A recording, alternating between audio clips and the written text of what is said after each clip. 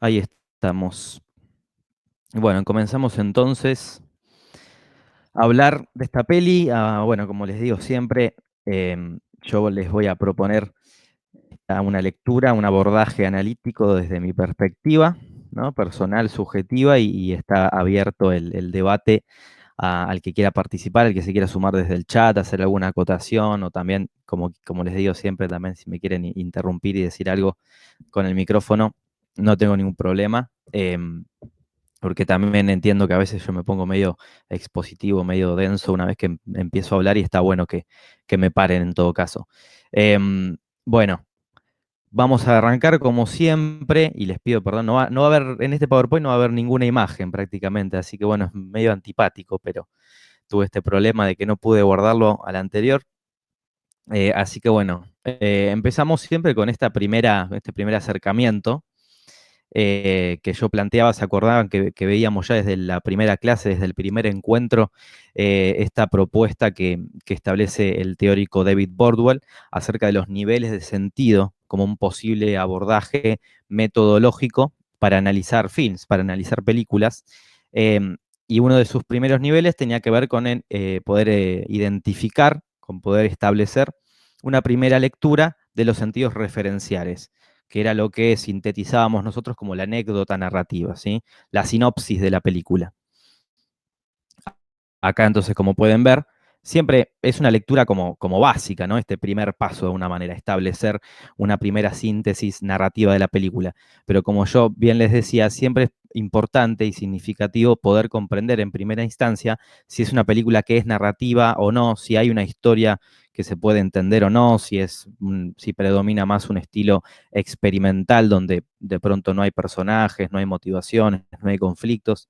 Y bueno, en este caso, la mayoría de las películas que estamos trabajando, como lo es en la historia del cine mayoritariamente, siempre hay una anécdota narrativa, una referencia, ¿no? Algún dato referencial del cual nosotros podemos agarrarnos para hacer una posible síntesis, una posible sinopsis.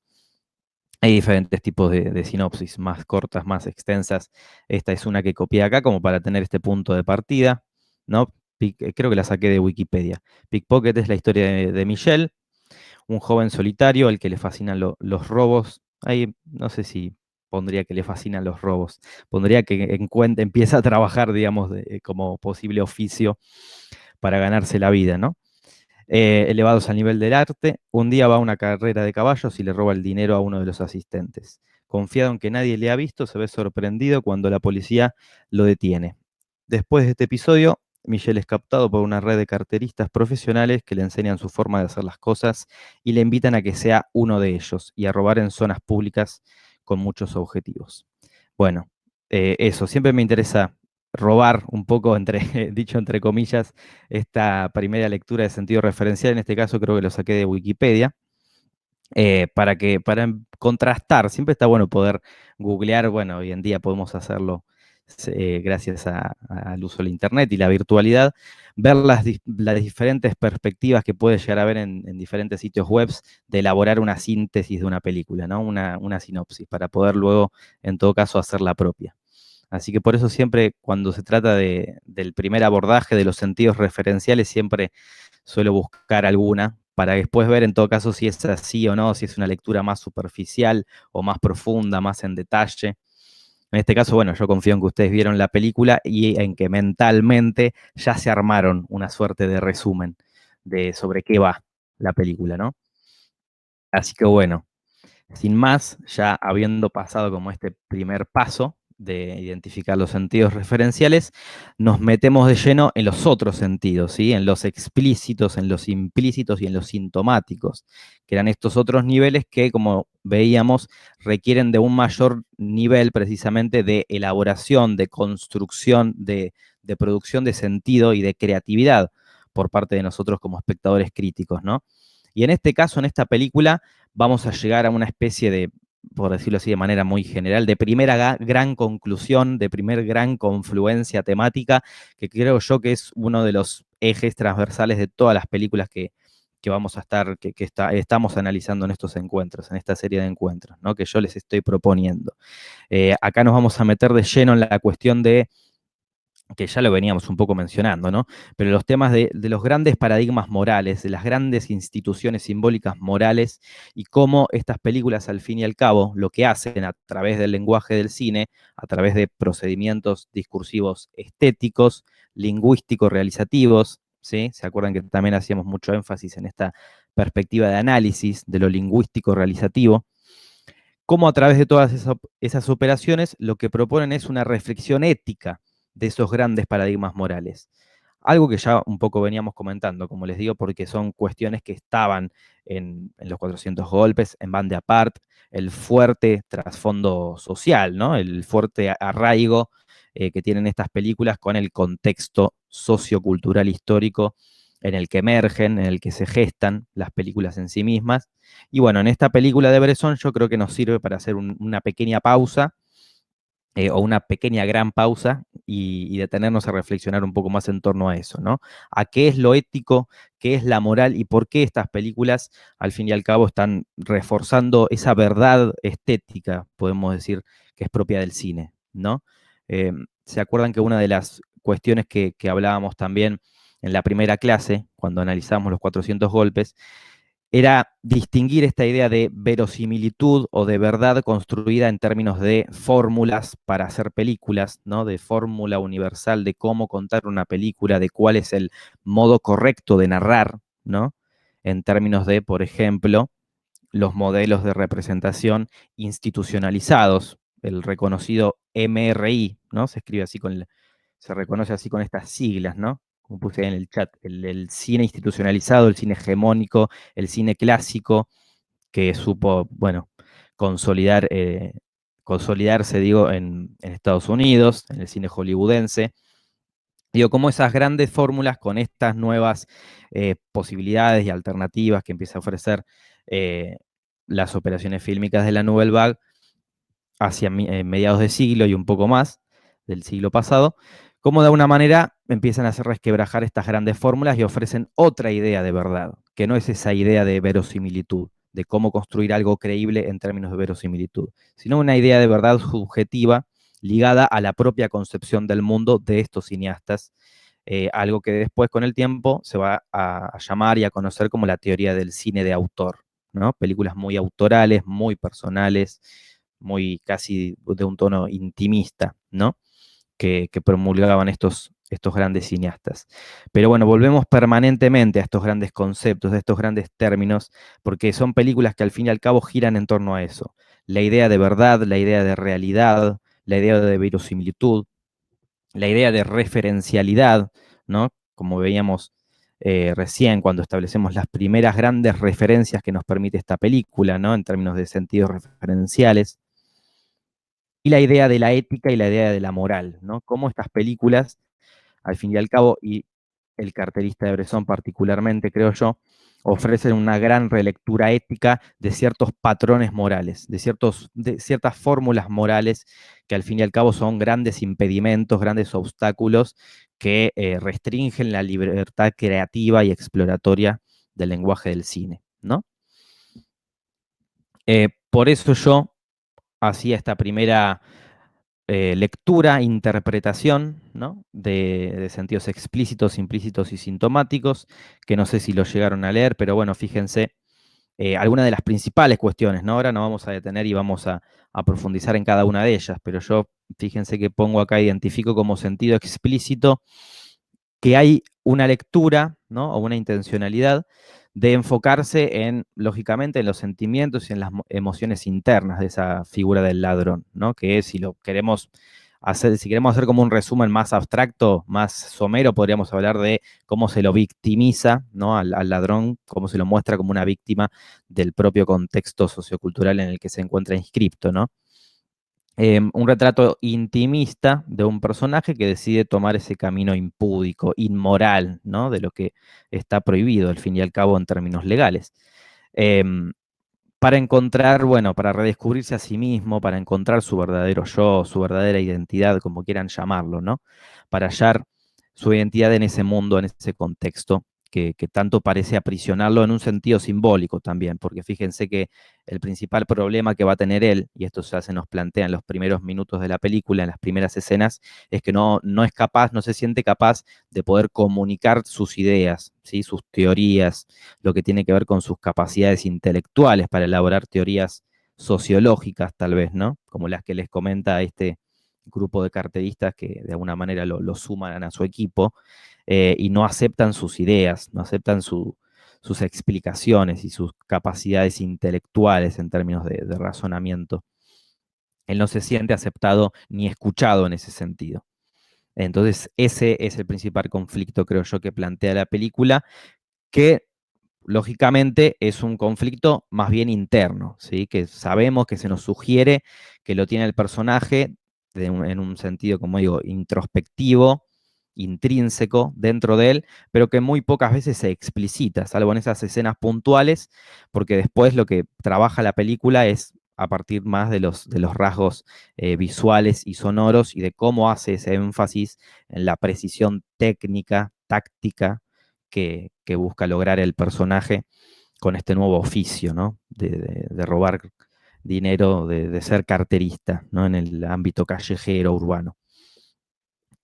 Bueno, eso en cuanto a los sentidos explícitos. Como digo, ahora vamos a seguir avanzando en este sentido, pero está bueno hacer una primera gran síntesis general de las principales cuestiones que por lo menos yo reuniría dentro de los sentidos explícitos.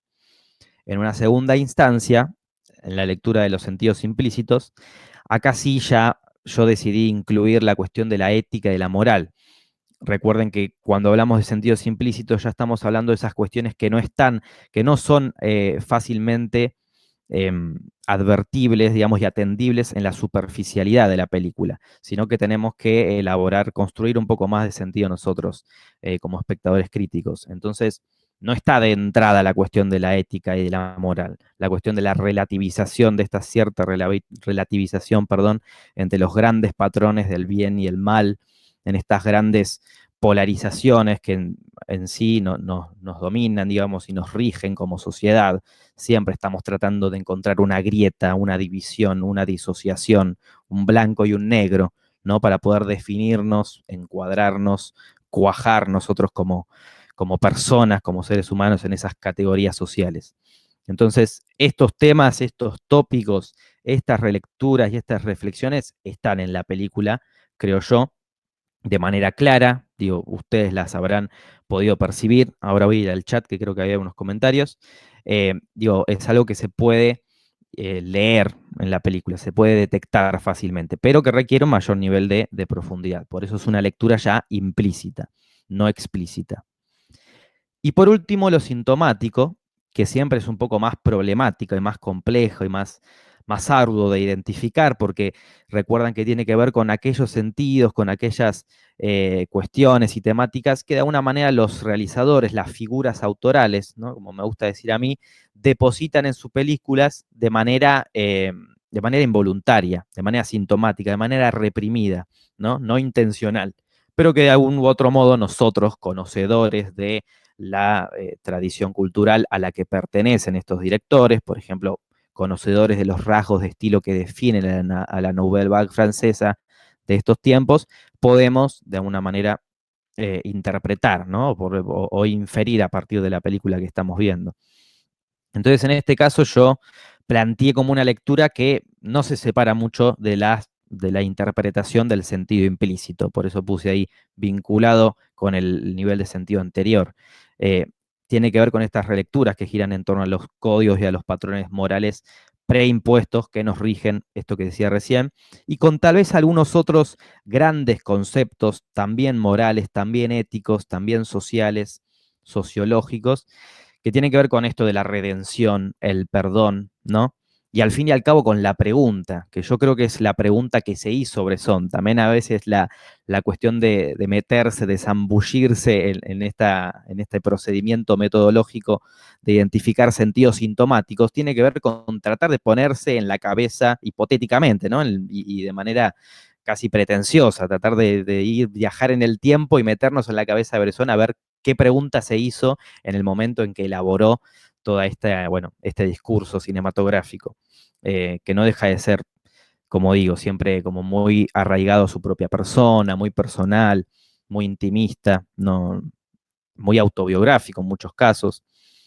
Entonces, por eso surge la pregunta, ¿no? Como queriendo de alguna manera tratar de transpolarnos ahí a la cabeza, a la mentalidad creadora de la película y preguntarnos, por ejemplo, si se puede, desde la poética del cine, hoy también nos vamos a meter un poco con la palabra poética más adelante, qué significa esto de hablar de poética estrictamente, si se puede reflexionar sobre estos cuestionamientos éticos hacia las estructuras moralistas preexistentes, ¿no? O estructuras morales. Esa podría ser una de las posibles grandes preguntas, acaso imposibles de responder, ¿no? De contestar, pero que tal vez se haya hecho Bresson en el momento de consolidar esta obra. Em, este primer abordaje, entonces, esta primera identificación de sentidos, em, como paso inicial, me interesaba compartirles. Bueno, acá siempre incluyo una breve, muy sucinta referencia de, bueno, de quién estamos hablando, ¿no? De quién es el director. Fíjense que, nada que ver, un dato al pie de esto, pero qué increíble, qué llamativo que Bresson nació prácticamente con el cine y, bueno, vivió todo el siglo XX, desde 1901 hasta 1999. Falleció muy grande. Su primer película, largometraje, creo que no la hizo hasta los 40, 42 años. También algo llamativo, teniendo en cuenta que muchos de estos realizadores eran como un poco veíamos la semana pasada cuando hablábamos de la juventud, ¿no? Este fuerte carácter de la juventud radicalizada, de las nuevas agitaciones de la juventud en los años 60, y cómo, bueno, cómo Bresson en los 50, un poco antes, empezó a hacer películas ya con una edad avanzada. Em, bueno, no obstante, formaba parte, digamos, de este grupo de cineastas que fue la Nouvelle Vague. Destaca también en esta pequeña descripción, que también la saqué creo que de Wikipedia, esta mención a la búsqueda del ascetismo, ¿no? Esta suerte de doctrina filosófica en la cual no me voy a detener mucho porque honestamente no la conozco en profundidad, no podría atreverme a hablar demasiado de qué significa esto del ascetismo.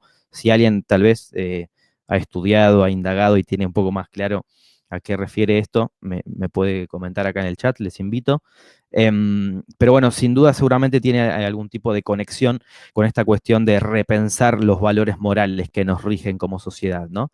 Seguramente vinculado a la cuestión de las necesidades materialistas, la concepción siempre crítica que tenían estos grandes directores hacia el sistema productivo capitalista, hacia los modos de operar en términos de mercado de las grandes industrias culturales de las cuales formaba parte el cine.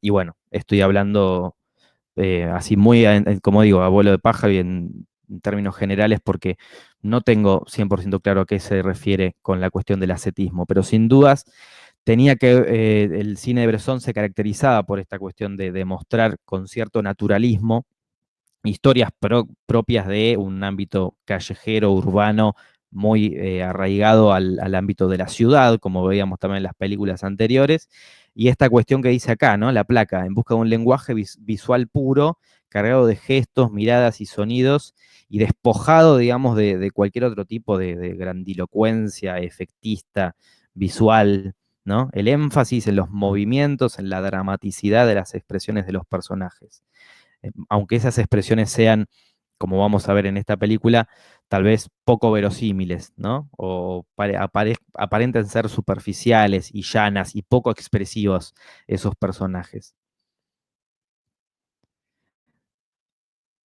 Bueno, acá creo que era Rami el que me había hablado de Leonidas Lamborghini. Fui con interés a ver esa entrevista y capturé algunas cuestiones, algunas frases que ahora voy a comentar. Eras vos, Rami, ¿no? El que me habías hablado durante la semana recomendándome este registro. Voy a leer igual las cuestiones que estuvieron poniendo en el chat. Fernando decía, puede ser que la relativización utilice como recurso la identificación del espectador con el protagonista, que en este caso representa lo que comúnmente se entiende por lo moralmente malo, punible. Sí, sin dudas, hay algo de eso. Em, Ahora vamos a avanzar un poco más en torno a eso, a cómo rigen los paradigmas morales de esto que comentábamos. Pero sin dudas es un recurso, perdón, retomando esto que observaba acá Fernando, que sirve como para hacer identificar, para acercar al espectador a ese protagonista, ¿no? Para lograr esa empatía que siempre es necesaria en términos dramáticos en el cine en general, ¿no? Sobre todo en películas que apuestan a lo narrativo, al fin y al cabo, donde hay un personaje, hay un protagonista que podemos identificar, sus motivaciones pueden ser más o menos ambiguas, pueden estar más o menos manifiestas o explícitas. Esta es una película que sin dudas juega un poco ahí en el límite, en el híbrido entre lo narrativo, entre lo fuertemente narrativo y lo débilmente narrativo, porque no podríamos decir que hay una curva dramática súper clara, súper esclarecida, con un momento de máxima tensión dramática, donde hay un enfrentamiento entre protagonista y antagonista, etcétera, etcétera, ¿no? Todos esas grandes características que supuestamente precisa y son imprescindibles en un relato en términos narrativos. Hay narratividad, pero no tan a fondo, podríamos decir de alguna manera.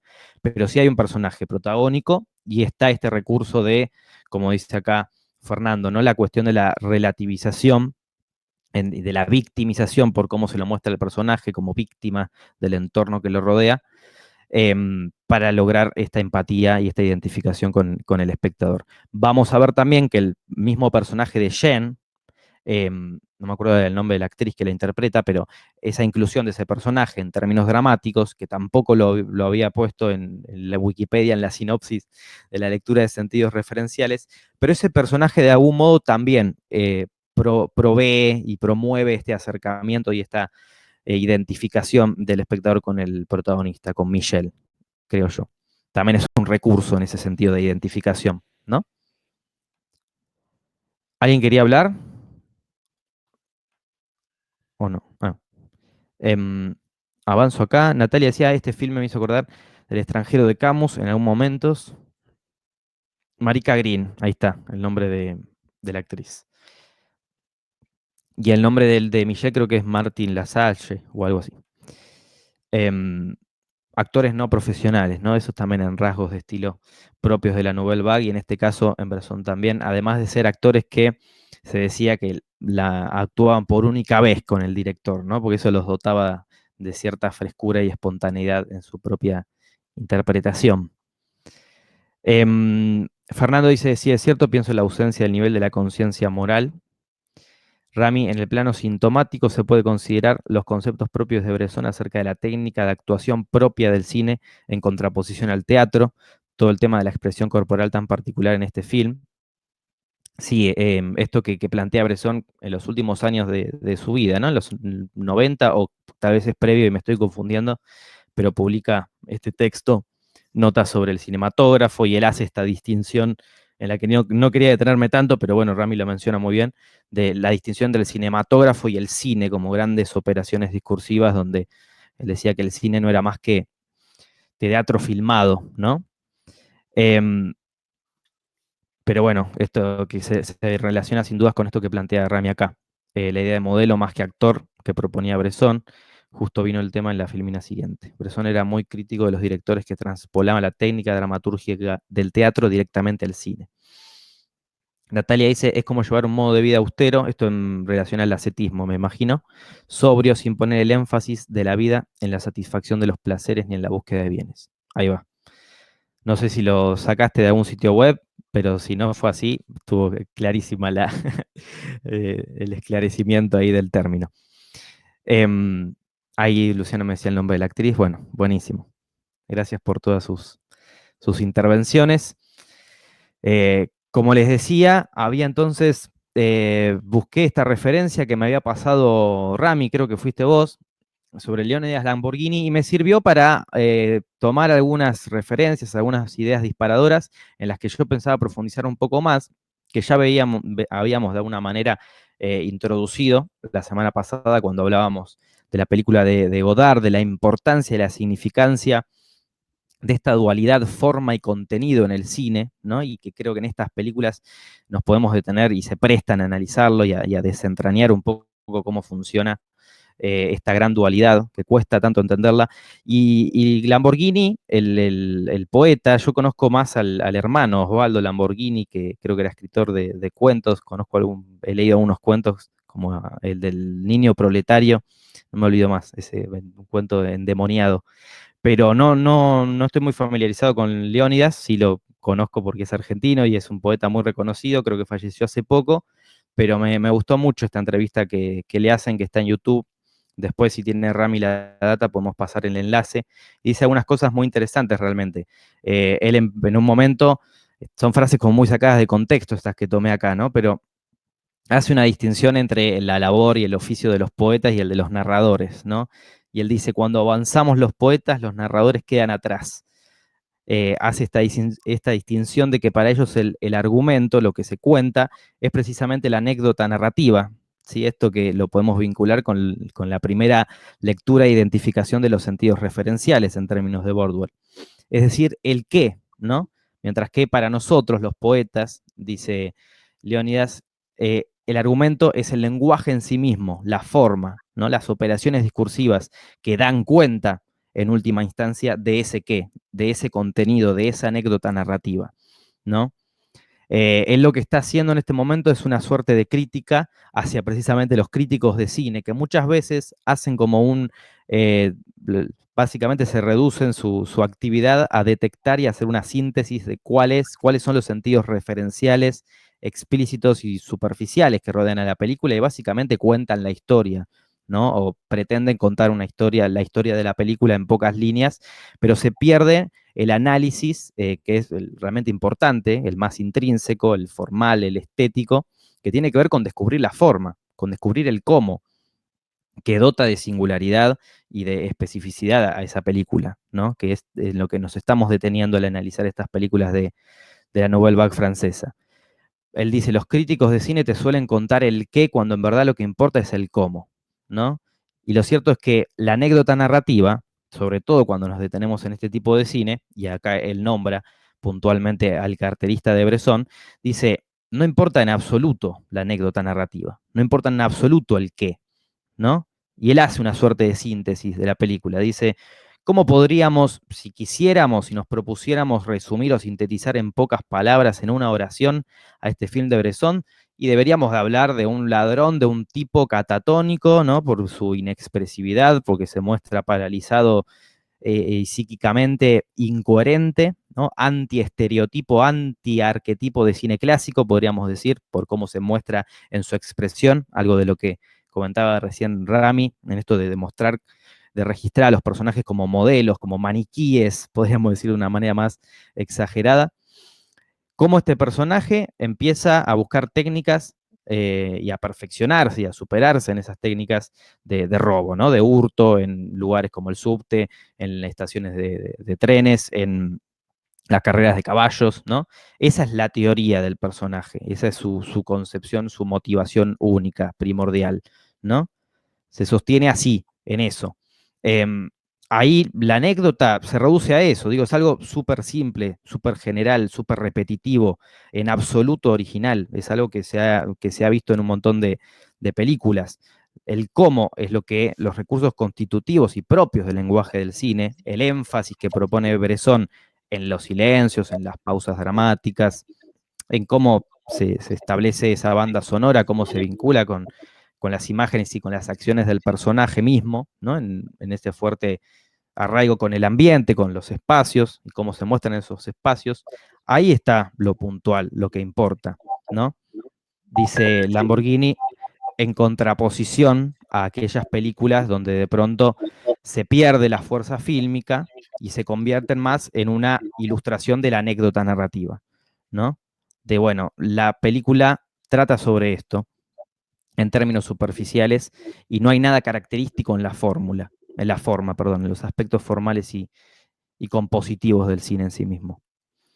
Entonces, bueno, creo que es interesante este tipo de reflexiones que aportan estos autores, porque logran precisamente esto, hacer entrar en tensión estas grandes ideas que reproducimos y perpetuamos nosotros cuando analizamos películas, que lo que más importa es el qué, es lo que se cuenta y que no importa el cómo se lo cuenta, y que en todo caso se genera como una especie de disociación entre estos términos, ¿no? Entre estas instancias estéticas.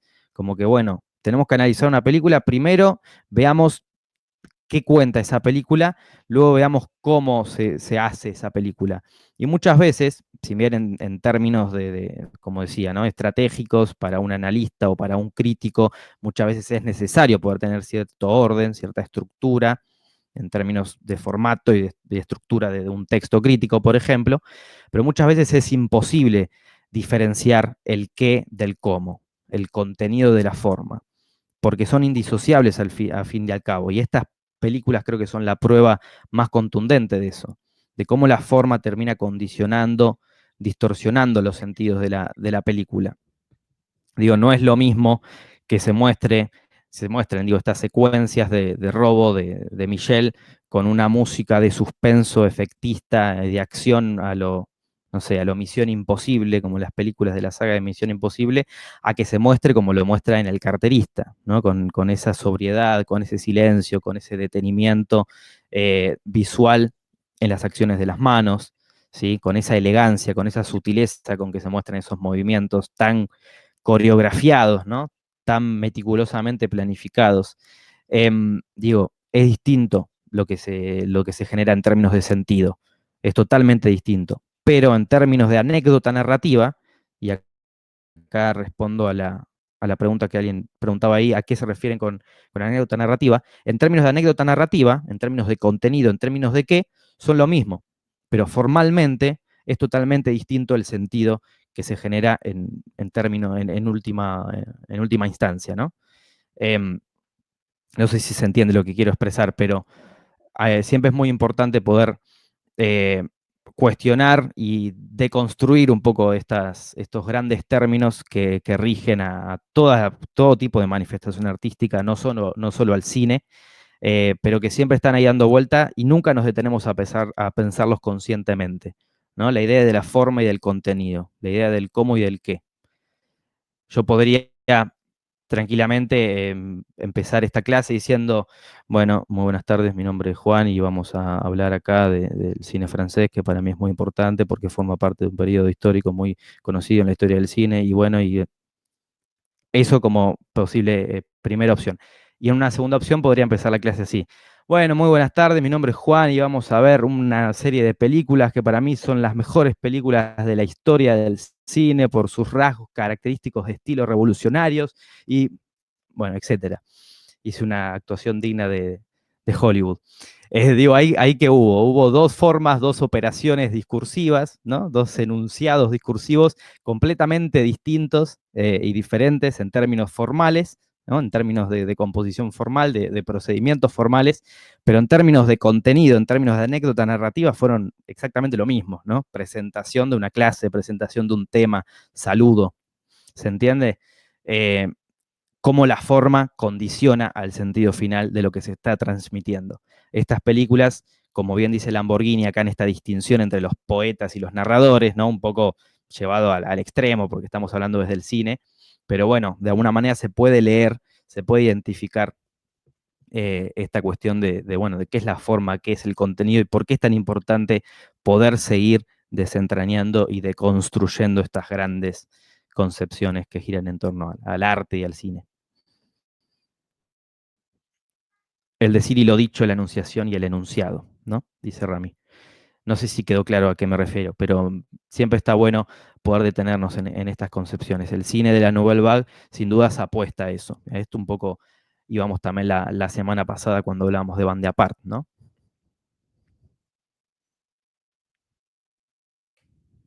Ahí, se me fue y puse el texto que tengo acá yo, para que vuelva a compartir el PowerPoint. Ahí se ve, sí.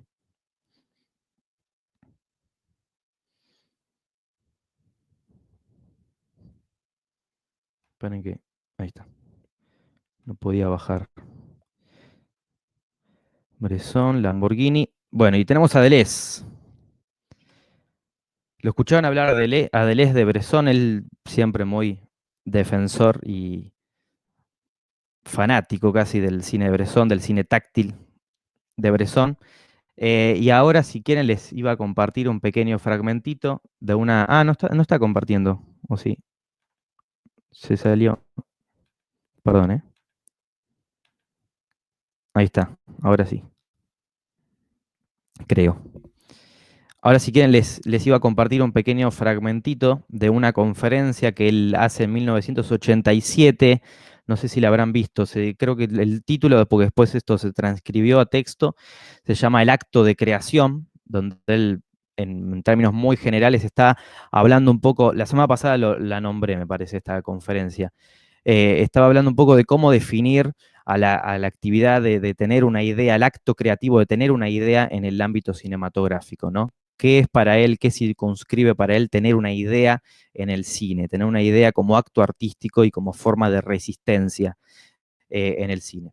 Que él lo contrapone, por eso también es interesante poder usar estas referencias para seguir discutiendo, para seguir reflexionando y debatiendo, porque él contrapone la idea del arte, ¿no? De los procedimientos recursivos del arte como acto de resistencia, él los enaltece y los llama de esa manera, en contraposición a la idea de comunicación y de información. Él va a decir que el arte no comunica, que el arte precisamente se opone y de alguna manera contraataca esa idea dominante y hegemónica de la comunicación, que es para él una forma de control, ¿no? Una forma expresiva del poder, simbólica, de efectuar estrategias de dominación y de manipulación de la conciencia social, ¿no? de las formas de pensamiento de la sociedad.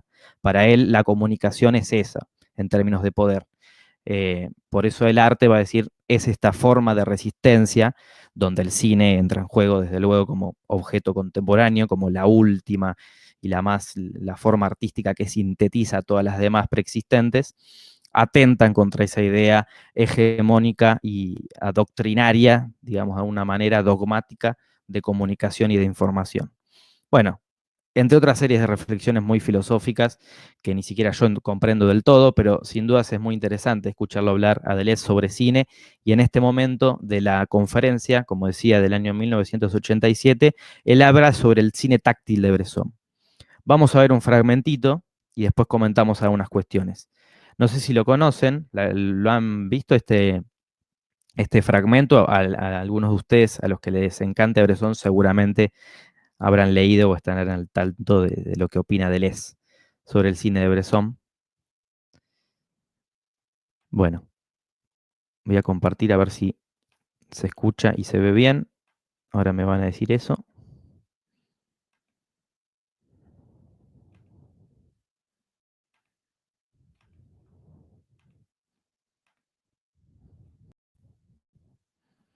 A ver. Très connu. Il y a rarement des espaces entiers chez Bresson. ¿Se escucha ahí? Des espaces qu'on peut appeler déconnectés. Dígame si están escuchando. ¿Escucharon? Sí. Ah, perfecto. Bueno, seguimos entonces. C'est-à-dire, il y a un coin, par exemple, le coin d'une cellule. Et puis, lo trazo un poquito. Voy a ver.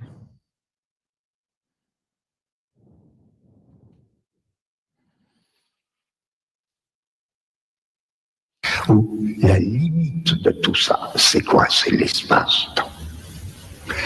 Si bien que si toutes les disciplines Ahora en unos segundos toca el tema ensemble, c'est au niveau de ce qui se dégage jamais pour soi-même, mais qui est comme engagé dans toute discipline créatrice, à savoir la constitution des espaces-temps. Bresson, non, c'est très connu. Il y a rarement des espaces entiers chez Bresson. C'est des espaces qu'on peut appeler déconnectés. C'est-à-dire, il y a un coin, par exemple, le coin d'une cellule. Et puis, on verra un autre coin, ou bien un endroit de la terre, etc. Tout se passe comme si l'espace bressonien, à certains égards, se présentait comme une série de petits morceaux dont la connexion n'est pas prédéterminée. Série de petits morceaux dont dès lors la connexion n'est pas prédéterminée. Il y a de très grands cinéastes qui emploient au contraire des espaces d'ensemble. Je ne dis pas que ce soit plus facile de manier un espace d'ensemble. les espaces. Il y en a tellement au cinéma. Mais je suppose que ça, c'est un type d'espace, sans doute. Il a été repris ensuite. Il a été même, il a servi d'une manière très créatrice à d'autres qui l'ont renouvelé par rapport à Bresson. Mais je suppose que Bresson a été un des premiers à faire de l'espace avec des petits morceaux déconnectés, c'est-à-dire des petits morceaux dont la connexion n'est pas prédéterminée. Quand je disais de toute manière à la limite de toutes les tentatives de création, il y a des espaces-temps, il n'y a que ça. Enfin oui, c'est là que les blocs de durée-mouvement de Bresson vont tendre vers ce type d'espace, entre autres. La réponse, elle est donnée. Ces petits morceaux d'espace visuel dont la connexion n'est pas donnée d'avance, par quoi voulez-vous qu'ils soient connectés sinon par la main? Et c'est pas de la théorie, ça, c'est pas de la philosophie, ça se déduit pas comme ça, mais je dis le type d'espace de Bresson et la valorisation cinématographique de la main dans l'image sont évidemment liés. Je veux dire le raccordement des petits bouts d'espace bressonien, du fait même que ce sont des bouts, des morceaux déconnectés d'espace, ne peut être qu'un raccordement manuel. D'où l'exhaustion de la main dans tout le cinéma de Bresson. Bien, on pourrait continuer longtemps parce que par là, le bloc d'étendu mouvement de Bresson recevrait donc comme caractère propre à ce créateur le caractère de cet espace, un caractère très particulier, le rôle de la main qui en sort tout droit. Il n'y a plus que la main qui puisse effectivement opérer des connexions d'une partie à l'autre de l'espace. Et Bresson est sans doute le plus grand cinéaste à avoir introduit dans le cinéma les valeurs tactiles, pas simplement parce qu'il sait prendre en image admirablement les mains, mais s'il sait prendre admirablement les mains en image, c'est parce qu'il a besoin des mains. Un créateur, c'est pas un être qui travaille pour le plaisir. Hein. Un créateur ne fait que ce dont il a absolument besoin. Avoir une idée en cinéma. Bueno, hasta ahí. Ahí un poco cierra la idea, cierra este paréntesis de Les, ejemplificando con el cine, ¿no? Ejemplificando con Bresson. Bueno, en realidad es toda una conferencia en donde él se dedica a pensar sobre el cine, a definir esta concepción también medio filosófica que propone del cine como bloques de espacio-tiempo, bloques de duración. Pero bueno, él se detiene acá unos segundos adorando de alguna manera el cine táctil de Bresson. A mí siempre me parece medio tediosa, está muy interesante la conferencia, medio tedioso el ritmo lentificado y excesivamente parsimonioso con el que habla Deleuze, pero sí no podemos negar que son súper interesantes las reflexiones que aporta. Bueno, esto que dice, ¿no? De Bresson, que acá un poco lo preguntaba Ana Paula en el chat, pero sin dudas es eso, a eso se está refiriendo él, ¿sí? Cuando habla habla de Bresson como uno de los primeros cineastas en mostrar los espacios de manera fragmentada, ¿no? Desconectada, disociada, como fracciones, dice, como trocitos de espacio, y los conecta a través del recurso del detenimiento visual, desde la perspectiva visual de la cámara, en las manos de los personajes, ¿no? Y esto lo podemos ver en un montón de escenas de esta película y de otras películas de Bresson, pero sin dudas, hasta no solo en los momentos más cruciales en términos dramáticos, ¿a qué me refiero con esto? En los momentos de robo, en los momentos en que lo vemos actuar a Michelle ahí en el subte, o cuando en la escena inicial, tal vez en la secuencia inicial, cuando está en el hipódromo y lleva a cabo su primer robo, no solo en esos momentos de mayor nivel dramático porque está el riesgo de ser descubierto, sino también en momentos mucho más en escenas de transición, ¿no? Transitorias, catalíticas, ¿no? Que tienen menos importancia en términos dramáticos, como por ejemplo cuando vemos a un personaje jugando al flipper en una escena, como las manos de los personajes, o bueno, cuando está en la mesa tomando café con Shen y su amigo Jax, creo que se llama, en esos momentos puntuales que parecen, como digo, ¿no? De transición, donde no hay importancia y no hay tensión dramática de ningún tipo, el director, el realizador, la figura autoral de Bresson está construyendo tensión desde los aspectos estrictamente formales y estéticos de la forma cinematográfica. ¿No? Volvemos siempre necesariamente, indefectiblemente, a la cuestión de la dualidad forma y contenido. En términos de contenido, en términos de qué, en términos de anécdota narrativa, no está pasando nada dramáticamente crucial o importante, por ejemplo, en esas escenas transitorias, pero desde la forma se está restringiendo esa contextualización espacial, ¿no? Podríamos decir, y eso está generando algún tipo de tensión, algún tipo de desequilibrio formal, algún tipo de confusión tal vez, ¿no? O de intriga, de enigma para el espectador. Por ejemplo, ¿dónde está este personaje? ¿No? Está realmente en una prisión, ¿no? Tal vez en esas escenas finales donde lo vemos al personaje aprisionado, donde termina pasando sus últimos días, luego tiene ese encuentro final con Shen. ¿Cómo se muestra esa prisión? ¿Cómo se muestra ese encierro del personaje a través de la fragmentación del espacio, ¿no? Todo esto que un poco resume acá Deleuze al hablar de la valorización cinematográfica de la mano, el ensalzamiento, dice Deleuze, de la mano en referencia a ese valor táctil expresivo, casi como un cine medio sinestésico, en el sentido de que mezcla, ¿no? Con esta apuesta por lo sensorial, por remitir a otros sentidos a los que no podemos acceder desde la visión y desde la audición, ¿no? Al tacto, inclusive, bueno, a los olores, a los aromas, acá en esta película, tal vez no con tanto énfasis, pero sin duda es un tipo de cine muy sensorial. Podemos de alguna manera sentir lo que sienten esas manos cuando la cámara las muestra de manera agresiva, invasiva, ¿no? Obscena. Bueno, me parecía que muy valiosa, ahí voy al chat, que creo que había algunos comentarios, pero me parecía muy valiosa esta referencia que hace Deleuze, esta reflexión en torno a cómo se suelen mostrar los espacios, la conformación de los espacios de manera conjunta, ¿no? De manera como espacio de conjuntos, dice él, más ligado a una concepción del modelo de representación institucionalizado, ¿no? Cierto clasicismo en el cine, en cómo mostrar los espacios y cómo este nuevo tipo de cine o estas apuestas audiovisuales bresonianas muestran de otra manera, una manera distorsionada y confusa, de manera deliberada a ese espacio, y cómo la mano es el recurso que sirve para establecer una conexión, ¿no? De ubicar a esos personajes en un contexto espacial determinado.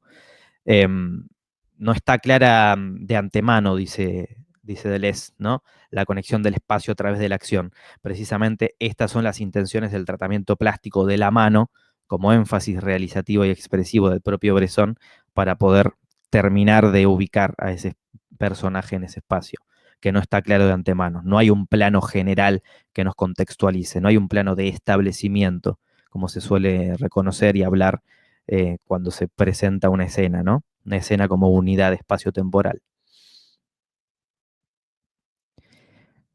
Bien, Fernando dice, ay, a ver que se me corrió el chat. Fernando dice, la referencia es no a lo semántico de la película, al contenido, sino a lo formal, técnico, al modo de hacer cine, no a lo que significa el cine.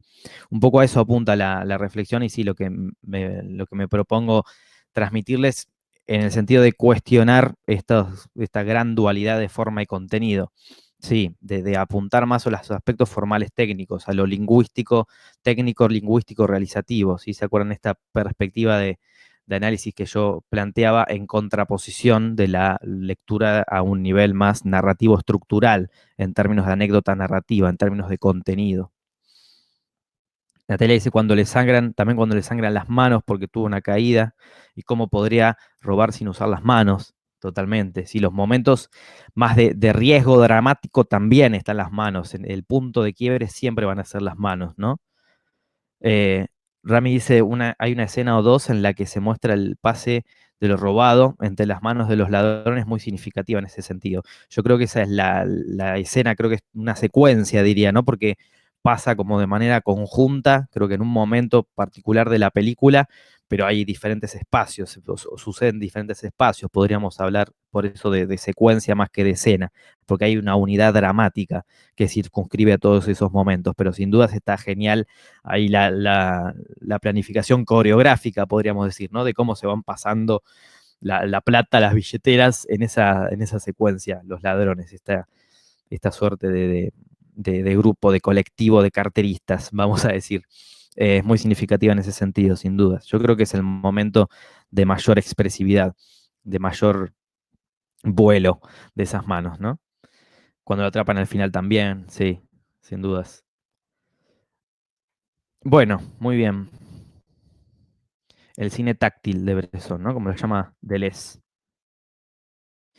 Bueno, y acá volvemos un poco a esta cuestión en la que yo me detenía un poco cuando ofrecíamos esta primera lectura de sentidos explícitos, implícitos y sintomáticos, la cuestión de los grandes paradigmas éticos morales y cómo podríamos distinguir entonces de algún modo y decir que esta película propone una relectura y una revisión ética de ciertos códigos morales, ¿sí? Que no es lo mismo que decir que esta película habla de la ética y de la moral como sinónimos, porque muchas veces se nos mezclan estos dos términos, que son términos cuestiones que venimos trabajando mucho no sé si alguien de acá estuvo el martes pasado en los encuentros que estamos dedicándole al cine de Kieslowski, pero bueno, si alguien está ahí, va a notar que algunas cosas que voy a conversar ahora también se tocan y también entran en función con esas películas de Kieslowski. Natalia, vos estás, sí. Bueno, sin dudas en esta película tenemos que hablar de esta cuestión, de las normas y convenciones morales, ¿no? Que un poco son a las que con las que se ve de alguna manera amenazado, ¿no? El propio Michel, y esos grandes paradigmas y códigos morales que se muestran de manera explícita y de manera implícita en la sociedad, en un marco cultural determinado. Y yo creo que lo que propone precisamente Bresson, desde los aspectos estéticos, desde los aspectos, como decíamos, plásticos, formales, de la forma, cine, muestra una reflexión ética de esos grandes códigos morales, ¿no? que dominan y que nos rigen como sociedad. Yo creo que el punto de partida es poder detenernos un poco a deconstruir y desnaturalizar y desnormalizar un montón de concepciones que damos por sentadas, ¿no? Que damos por asumidas. Es un poco lo que hicieron estos grandes cineastas cuando se propusieron llevar a cabo este tipo de películas que se corrían, ¿no? Que se emergían como una alternativa revolucionaria de los modos de hacer cine, ¿no? De las grandes fórmulas. Entonces, en primera instancia, y haciendo referencia a esto que decía yo de un principio, de la gran polarización en la que estamos inscriptos como seres humanos en una sociedad, cualquiera sea el marco geográfico y territorial que nos enmarque, tenemos que poder proponer corrernos de las grandes polarizaciones uniformes, ¿sí? De esto de que hay un bien y hay un mal, ¿no? De que hay decisiones correctas y hay decisiones incorrectas, de que hay una verdad natural que nos rige a la que todos nos tenemos que atener como si fuera la única manera de hacer las cosas bien, ¿no? De lograr el éxito en la vida. Sin dudas a esas grandes concepciones abstractas, simbólicas, pero muy fuertemente arraigadas y manifiestas en, por ejemplo, el Código Penal, ¿no? O en las legislaciones jurídicas de diferentes regiones, de los diferentes países. Ahí se manifiestan estos grandes códigos morales, pero lo que están proponiendo sin dudas el discurso y la reflexión ética de estas películas es poder desestructurar y deconstruir cómo se expresan esos grandes mandamientos morales en las acciones cotidianas, en las acciones más humanas, más de todos los días que llevamos a cabo y que inconscientemente hacen que nosotros perpetuemos y reproduzcamos acciones, como digo, ¿no? Morales, que restringen, que reprimen implícitamente, ¿sí? Que silencian al otro, que censuran, como le pasa a Michel cuando él quiere proponer sus reflexiones sociológicas de alguna manera, ¿no? Sobre por qué él termina robando, ¿no? como decía, este tipo de reflexiones de las que él de alguna manera hacen que termine sintiéndose excluido, ¿no? Porque no puede ser escuchado, por lo tanto, toma el camino ilícito, toma el camino inmoral e impúdico, ¿no? Entonces, en principio tenemos que lograr salir de esa gran concepción de la verdad como un eje, como si fuera un eje vertebral social que nos rige de que hay algo bueno y hay algo malo. Y entender que en todo caso lo que plantea esta película y se ve de manera muy palpable es que no hay decisiones correctas o incorrectas. Hay decisiones con necesariamente consecuencias morales implícitas y consecuencias morales explícitas, ¿no? Que forman parte de la sociedad. ¿Cuáles son estas? Bueno, las implícitas son precisamente estas normas y convenciones morales que nosotros reproducimos día a día sobre qué es lo que está bien, qué es lo que está mal hacer, para poder, digamos, comunicarnos y vivir de manera armónica y pacífica, o lo más armónica y pacíficamente posible, en un ámbito social determinado, ¿no? Hay cosas que está bien y hay cosas que está mal hacer, y hay como una especie de convención general, social, simbólica, que llega a un acuerdo en esos términos. Y luego hay códigos morales explícitos y manifiestos, que son precisamente los que toman forma, como decían, las legislaciones públicas y las reglamentaciones constitucionales, jurídicas de cada sociedad, ¿no? Entonces, lo que podríamos decir es que hay consecuencias en función de eso, pero no hay, por otro lado, una verdad única, natural, ¿no? Que se rige como una suerte de categorización absolutista, moral del bien y del mal, donde en una columna ponemos las cosas que están bien y en otras las que están mal, ¿no? Ojalá Dios fuera así de simple, pero lo cierto es que la condición humana es mucho más compleja que eso, es mucho más fluctuante, es mucho más ambigua y ambivalente y contradictoria, y este tipo de películas expone esos conflictos, digamos, esos grandes conflictos morales que hace que los grandes códigos morales se presten a ser resquebrajados, ¿no? Puestos en tensión, precisamente por la reflexión ética que se ofrece de esos códigos morales. Muchas veces se confunde la palabra ética, la noción, ¿no? Más etimológica, si se quiere, de lo ético, de lo moral, ¿no? Y las usamos como sinónimos, cuando en verdad la ética, una verdadera reflexión ética, es poner en cuestionamiento, es interrogar, es sacar a la luz y poner en tensión eh, esas grandes verdades que se suponen irreversibles e imperturbables, que son al fin y al cabo los códigos morales, ¿no? Que se muestran y se evidencian, como decía recién, de manera implícita en un marco sociocultural determinado o de manera explícita en un marco sociocultural determinado, pero por una constitución legal, ¿no? De qué es lo que está bien y si lo haces mal va a haber consecuencias penales, ¿no? Como le ocurre al propio Michel. Pero la ética tiene que ver con una reflexión en torno a esos grandes códigos morales. La ética no es sinónimo de moral en ese sentido. La ética lo que hace es proponer una reflexión y un cuestionamiento crítico de esos grandes paradigmas y patrones y cánones morales, que en el ámbito del cine puede ser, por ejemplo, un modo de hacer, ¿no? El modelo representativo institucionalizado del cine clásico, al que buscan hacer entrar en tensión estas propuestas fílmicas de la Nouvelle Vague. La moral, como vemos entonces, es una construcción sociocultural.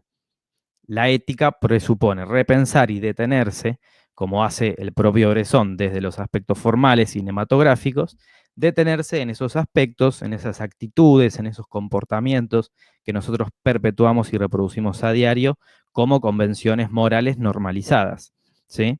La ética, por lo tanto, es de construir lo naturalizado, lo normalizado por convención social.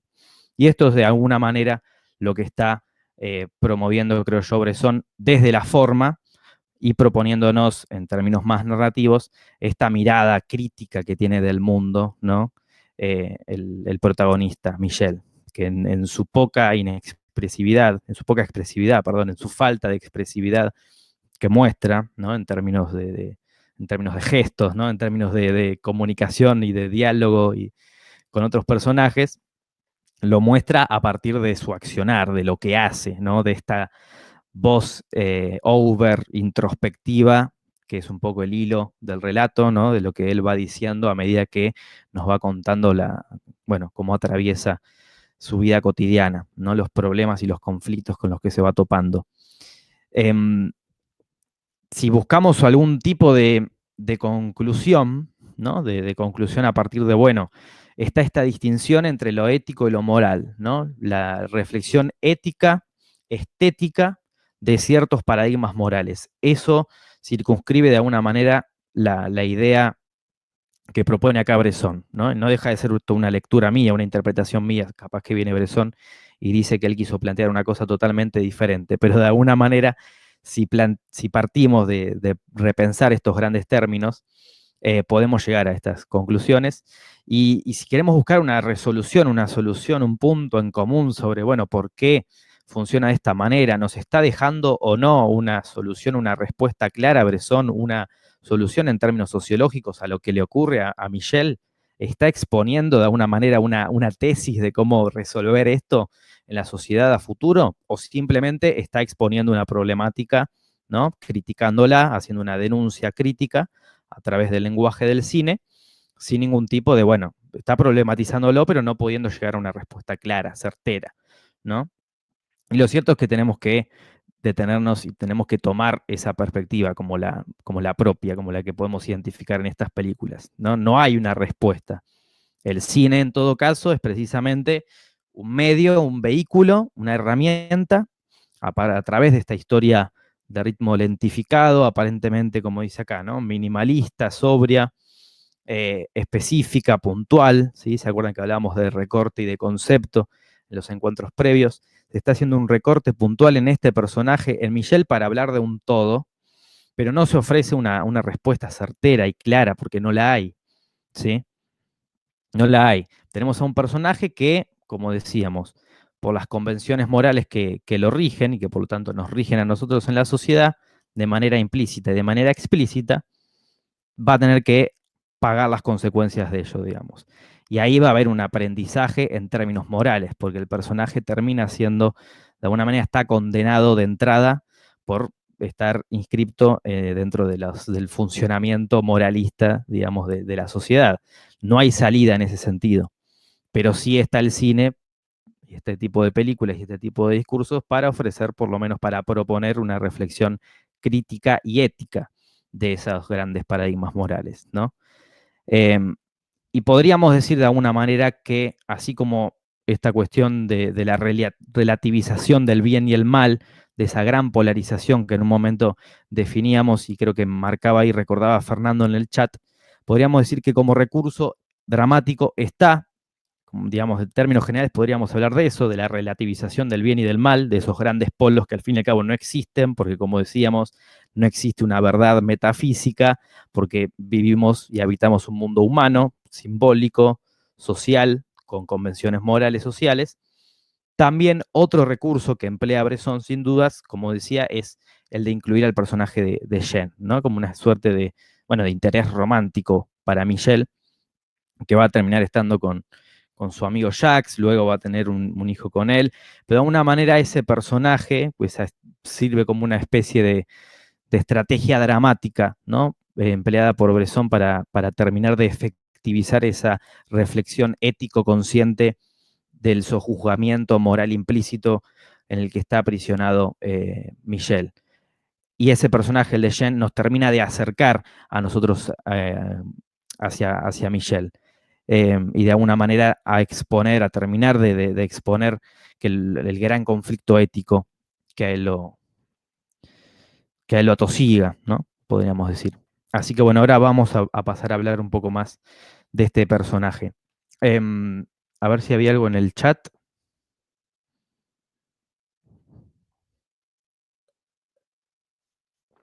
Sin dudas, también acá dice Rami, la incorporación del libro teórico acerca del arte de robar también presenta la ambigüedad en cuanto a la visión entre el bien y el mal. Ese libro de Barrington, ¿no? Que se titula, creo que, El príncipe de los carteristas o algo así, ¿no? Que se muestra una escena, ¿no? Cuando está ahí charlando, conversando Michelle con el inspector.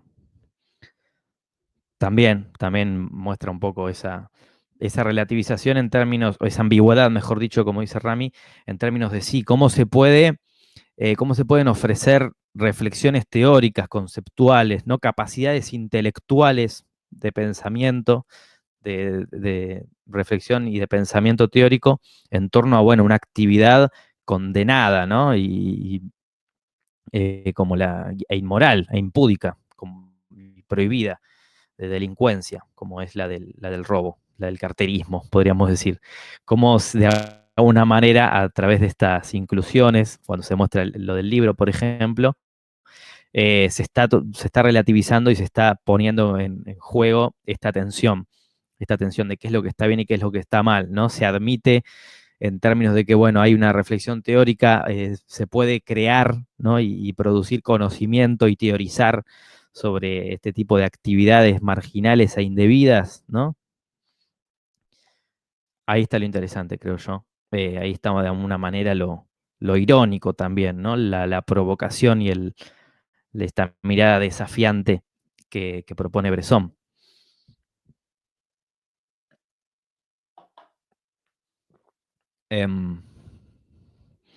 Digamos que lo que no estamos haciendo es defender, no estamos negando la penalización de Michel, ¿no? La condena de Michel por el peso legal del castigo penal explícito, sino atendiendo de alguna manera, advirtiendo, admitiendo y asumiendo que previamente este personaje ya fue de algún modo penado y condenado, ¿no? Por nosotros mismos como sociedad, por la sociedad que lo rodea, por las convenciones morales implícitas que reproducimos diariamente. Por eso hablamos de convenciones implícitas y de convenciones morales explícitas, ¿no? Que tienen que ver más con lo legal, con esta ley del encarcelamiento y del escarmiento jurídico en un marco legal por cometer una actividad delictiva, ¿no? Pero también entender que previamente precede a esa convención moral explícita la convención moral implícita, que es la que reproducimos a diario y que es al fin y al cabo la que hace víctima, ¿no? A través de esta mirada estigmatizante, sociocultural, ¿no? Hacia el propio Michel, que es la que sufre Michel. Y se nos muestra eso previamente a que sea finalmente castigado por el peso de la ley, podríamos decir, ¿no? Y que termine preso.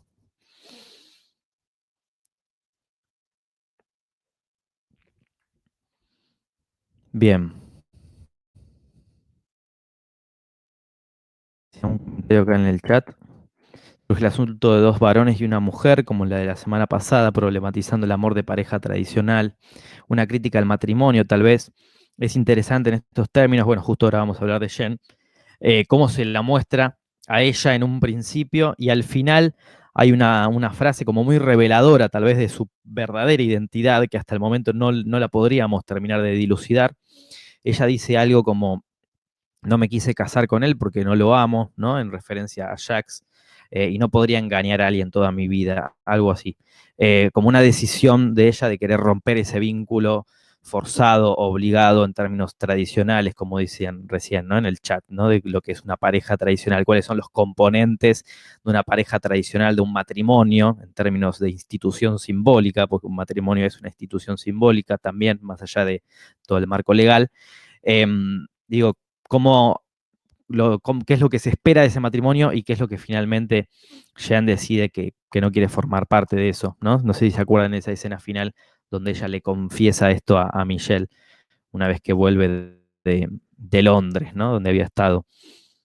Pero fíjense que esa revelación, por decirlo de alguna manera, esa declaración a modo de revelación se da en el final, ¿no? De la película. Previamente nosotros ya habíamos visto a Jen, creo yo, de una manera, esto lo leí, no, creo que no lo incluí acá en la placa, pero leí en una de las críticas que se le hacía a la película, un análisis, donde dice que se la muestra como una mujer objetivizada y sumisa, ¿no? Como de alguna manera lo pide o lo refleja el sistema capitalista de entonces y el sistema capitalista en términos generales, ¿no? Y hay cierta intención, creo yo, de mostrarla a Jen en ese rebalsamiento de pureza, de bondad absoluta, ¿no? Esa idea de amor imposible, si se quiere, mientras que a Michelle lo vamos descubriendo cada vez más en el transcurso de la película como alguien tan crudamente humano, ¿no? Imperfecto, inmoral, por eso lleva a cabo las actitudes delictivas que lleva a cabo, ¿no? Por eso luego es condenado, previamente, a priori, digo, por la misma sociedad, como decíamos, y posteriormente por el sistema que lo termina llevando a prisión. Digo, hay una contraposición en el modo de mostrar a estos personajes, y por eso Shen, digo yo, funciona como un recurso que efectiviza esta moraleja ética, esta lección ética que propone Bresson. No moral, sino ética, porque es a través de Shen que terminamos de entender que lo que ocurre con Michel es verdaderamente una reflexión ética en términos sociales, en términos de esos códigos morales. No estamos viendo una reproducción de la moral en él, sin dudas.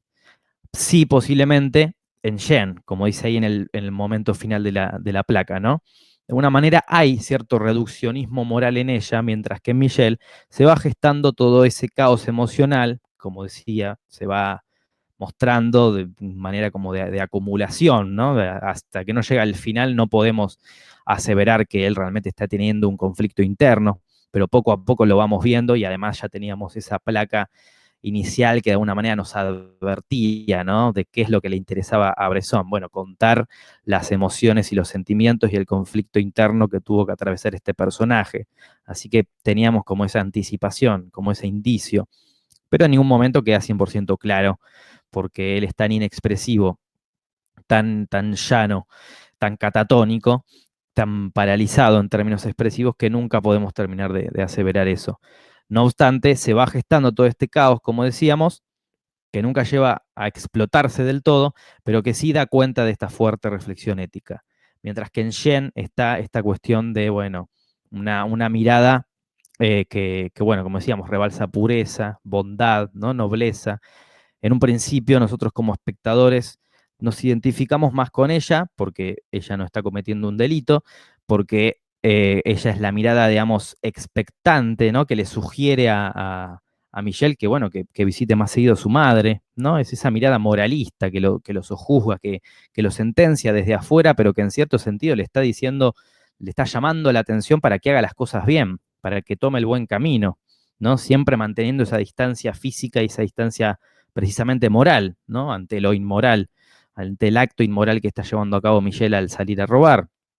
Digo, creemos entender de alguna manera lo que está atravesando internamente Michelle a través de la mirada de ella, ¿no? Podemos hasta creernos perfectos, infalibles y absolutos purificados si nos asentamos en el posicionamiento de la mirada de ella, de la mirada de Jen. Y así observamos como intrusos, ¿no? Lo que empieza a padecer el protagonista.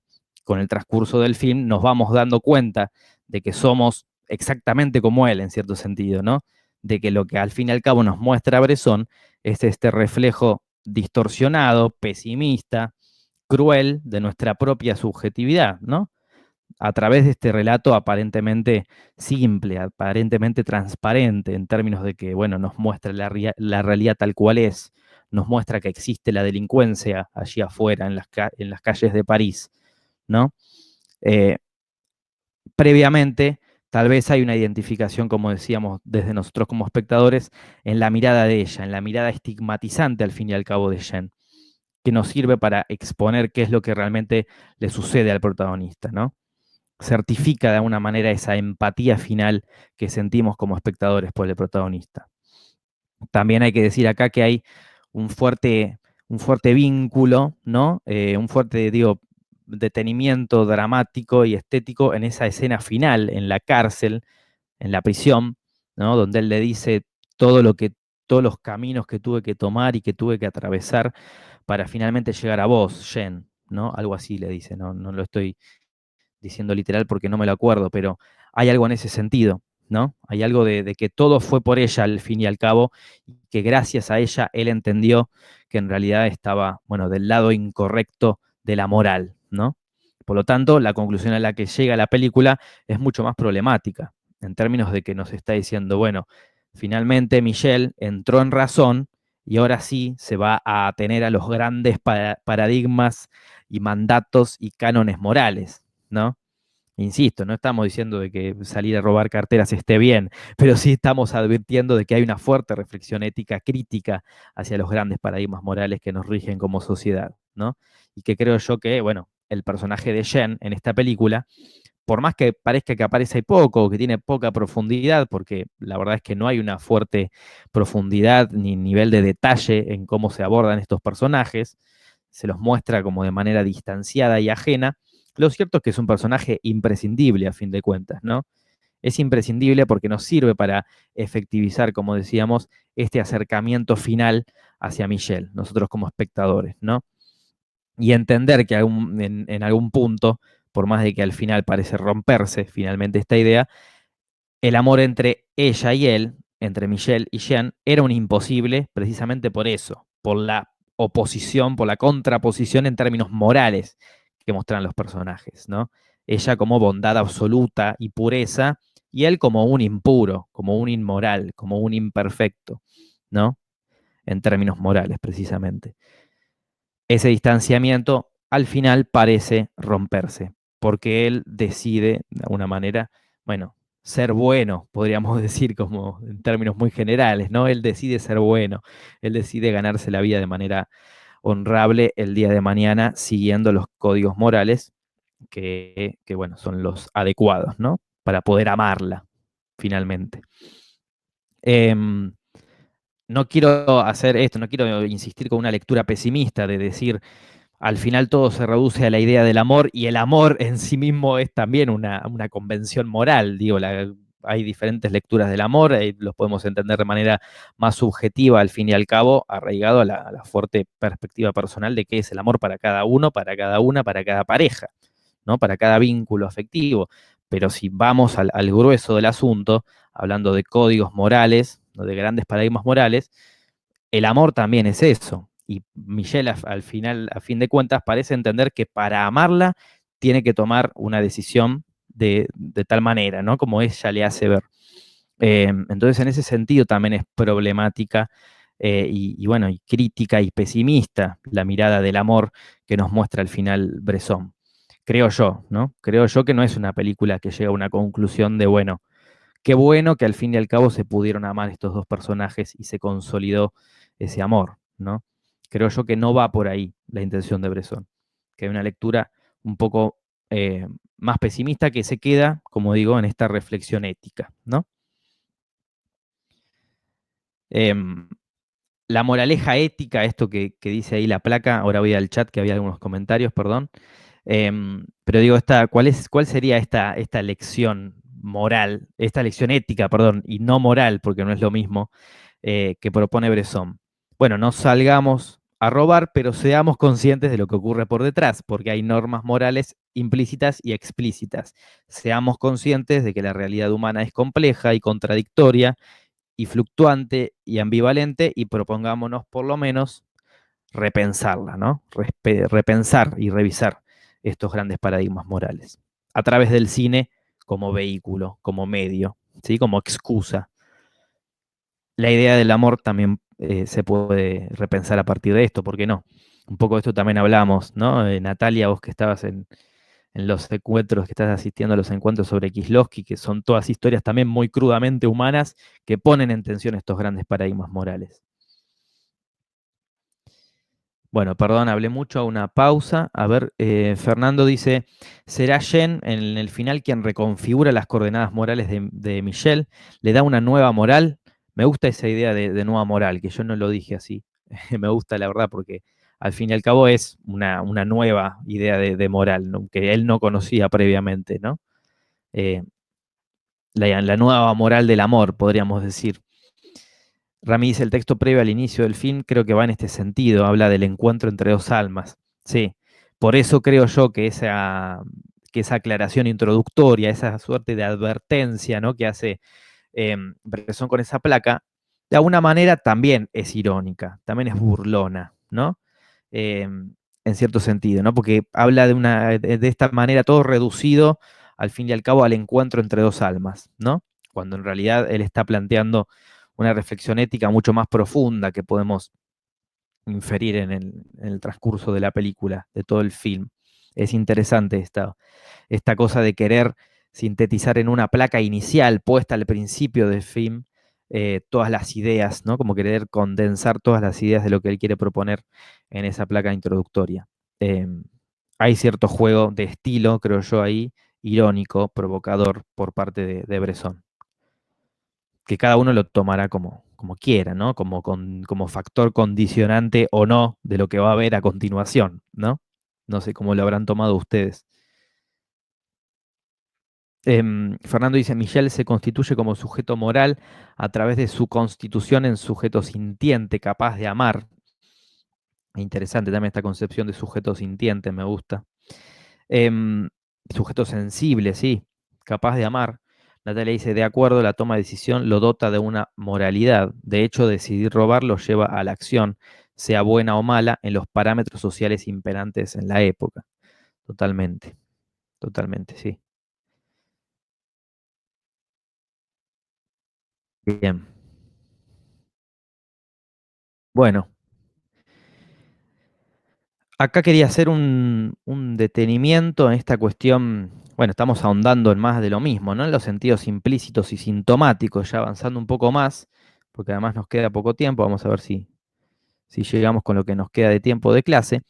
Pero esta cuestión de la visión ético-poética o ético-estética, ya en algún momento hablábamos de lo poético, ¿no? Cuando remitíamos a Lamborghini, que me había servido mucho la referencia que me recomendó Rami, y nos sirve ahora de nuevo volver a esta palabra, retomar esta concepción de lo poético, tal vez en términos un poco más conceptuales o teóricos, no es mi intención detenerme mucho acá, pero a veces está bueno, siempre está bueno en realidad, poder repensar los términos, la carga simbólica que tienen de sentido estas palabras, ¿no? Bueno, ¿de a qué hablamos, a qué referimos cuando hablamos de lo poético, ¿no? Por ejemplo. A mí siempre me gusta hablar de lo ético-estético, ¿no? Como algo inmanente, como un rasgo de estilo inmanente al lenguaje discursivo del cine, porque cada decisión plástica, lingüística, formal que lleve a cabo un cineasta, ¿no? Una figura autoral, implica y supone, sin dudas, una decisión ética, ¿no? En estos términos, una decisión política también en sí misma.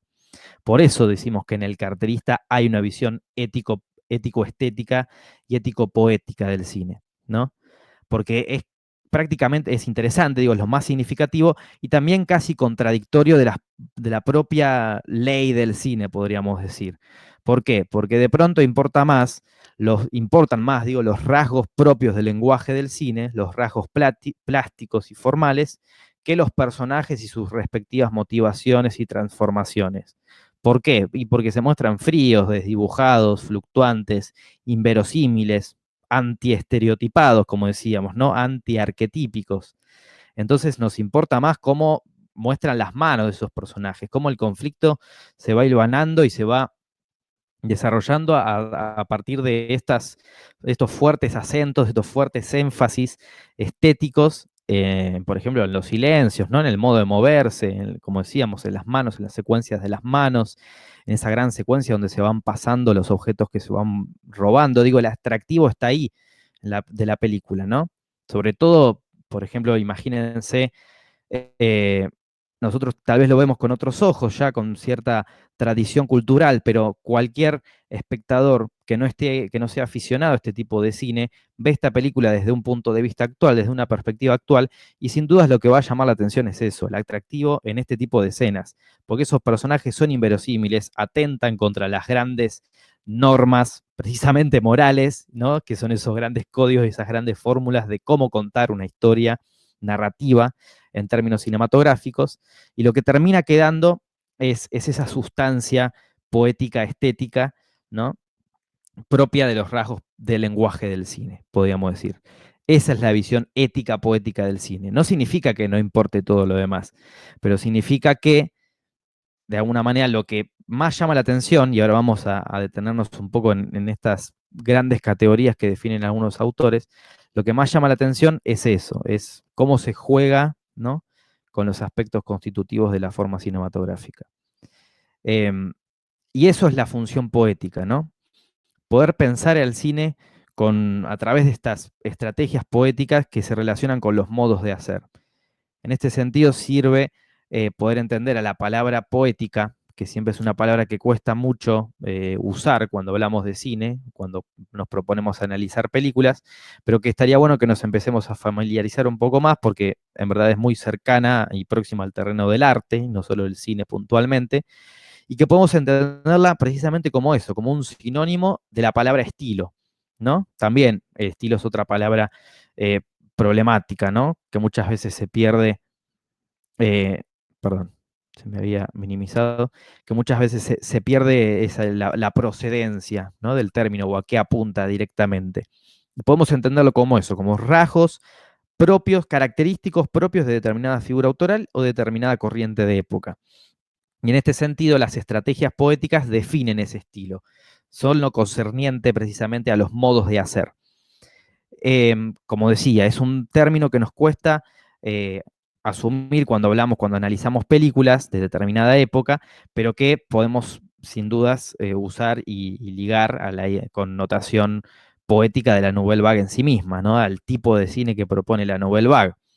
Un tipo de cine que, por cómo emerge en los tiempos en que emerge, en los fines de los años 50, principios de los 60, se muestra como un cine de fuerte debilitamiento de lo narrativo en principio, ¿no? Como decíamos, empieza a mostrar, a contar historias y a mostrar personajes de una manera distinta, ¿sí?, de una manera menos narrativa, de una manera que apuesta más por algunos procedimientos estéticos que se conocen como la opacidad, ¿no?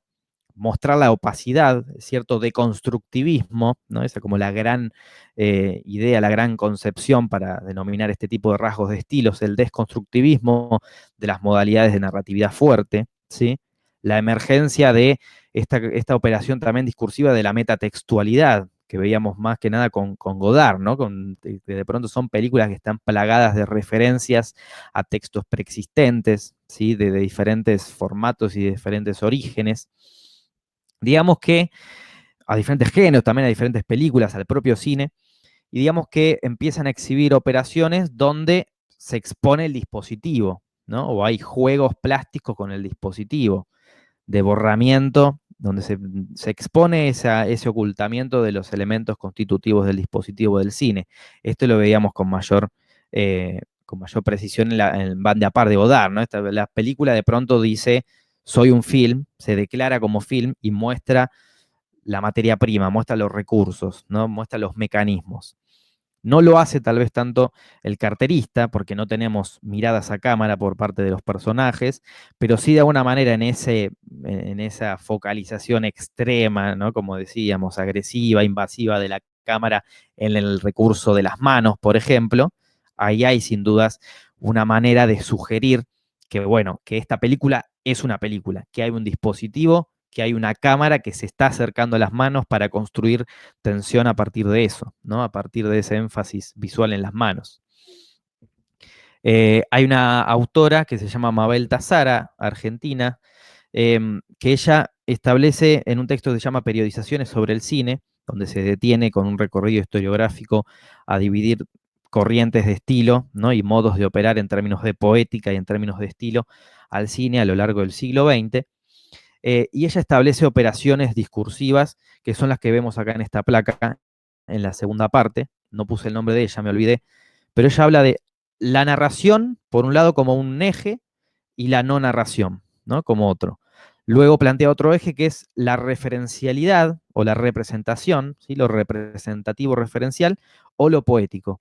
Y por último, un último eje que es el de la transparencia y el de la opacidad, ¿no?, que ella los establece como grandes procedimientos estéticos en los cuales se mueven, ¿no?, y se van ubicando las películas y las características estilísticas de las películas, ¿no?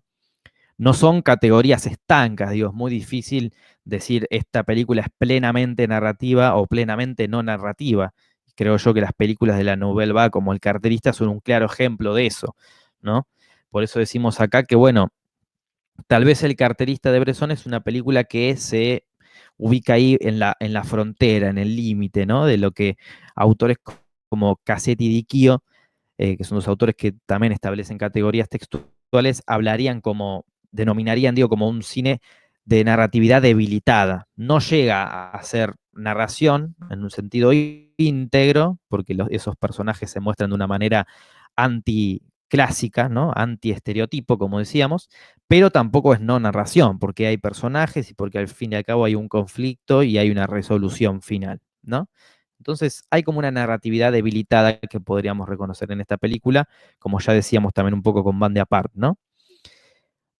Con respecto al otro eje, al de lo poético y lo referencial, podríamos decir que acá hay un énfasis más en lo poético, precisamente por este énfasis en el recurso del cine táctil, ¿no? La cuestión de las manos, porque bueno, acá puse entre paréntesis la tosquedad de los diálogos, ¿no? Que se vuelven también precisamente poéticos, alegóricos, en esta voz introspectiva que es constante, ¿no? Que está a lo largo de todo el relato como recurso, que nos mete en la cabeza del personaje, y cómo se muestra él en su expresión más externa, ¿no? De manera catatónica y silenciosa, casi desmotivada, inverosímil, ¿no? En términos narrativos y clásicos, es inverosímil Michelle. Bueno, ahí hay claramente una distinción entre lo poético y lo referencial, porque lo referencial significa poder reconocer a ese personaje como alguien propio del mundo real que habitamos, ¿no? Entonces ahí hay un quiebre, hay una tensión y sin dudas hay cierto acercamiento más a lo poético por parte de Bresson.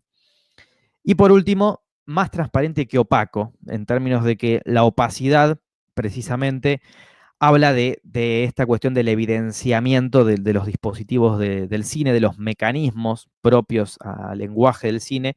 Esto es discutible, digo, yo digo que es más transparente que opaco porque en ningún momento Michelle nos mira a cámara como si hace Odile en Bande Apart, por ejemplo, ¿no? O no está esa cuestión del minuto de silencio o esas pausas, esas interrupciones absolutamente imprevistas, podríamos decir, y abruptas que expone Godard y que no lo hace tal vez con tanta claridad Bresson en estas películas, ¿no? Por eso digo que es más transparente que opaco. Pero bueno, de todas maneras es discutible y me parece que son ejes que estos que propone Tazara que están interesantes, ¿no? Para poder analizar estas películas, para entender de alguna manera cómo juegan con el lenguaje del cine estos directores.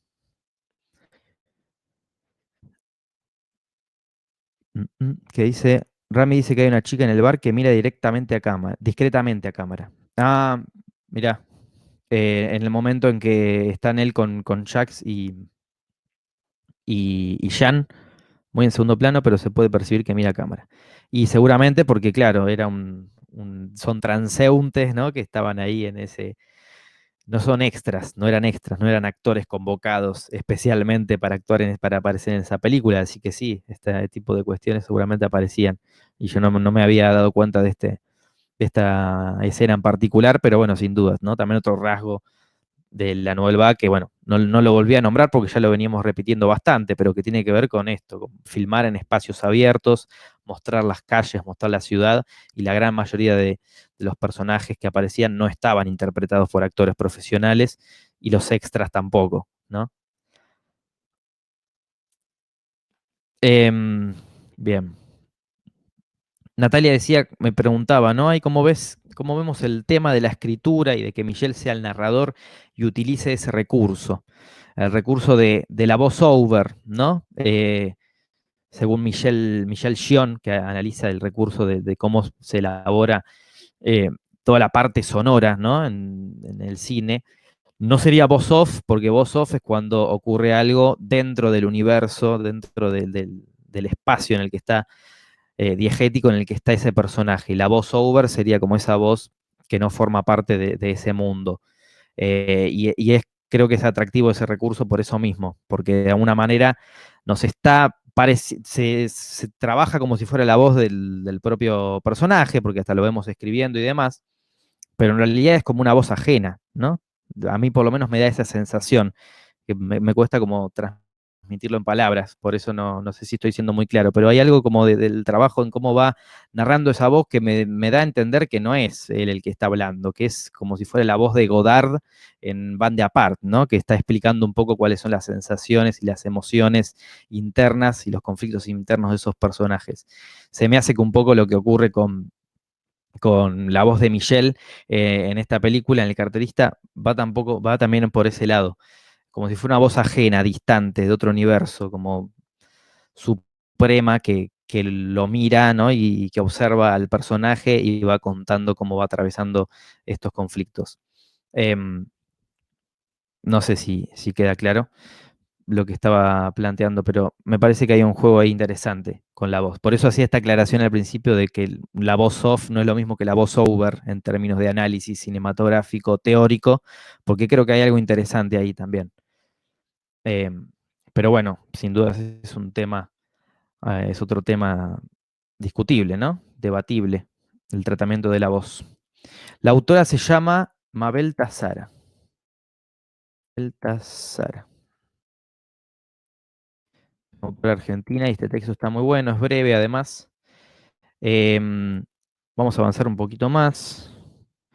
En función de eso, ahí aparece justo el nombre de ella en esta placa.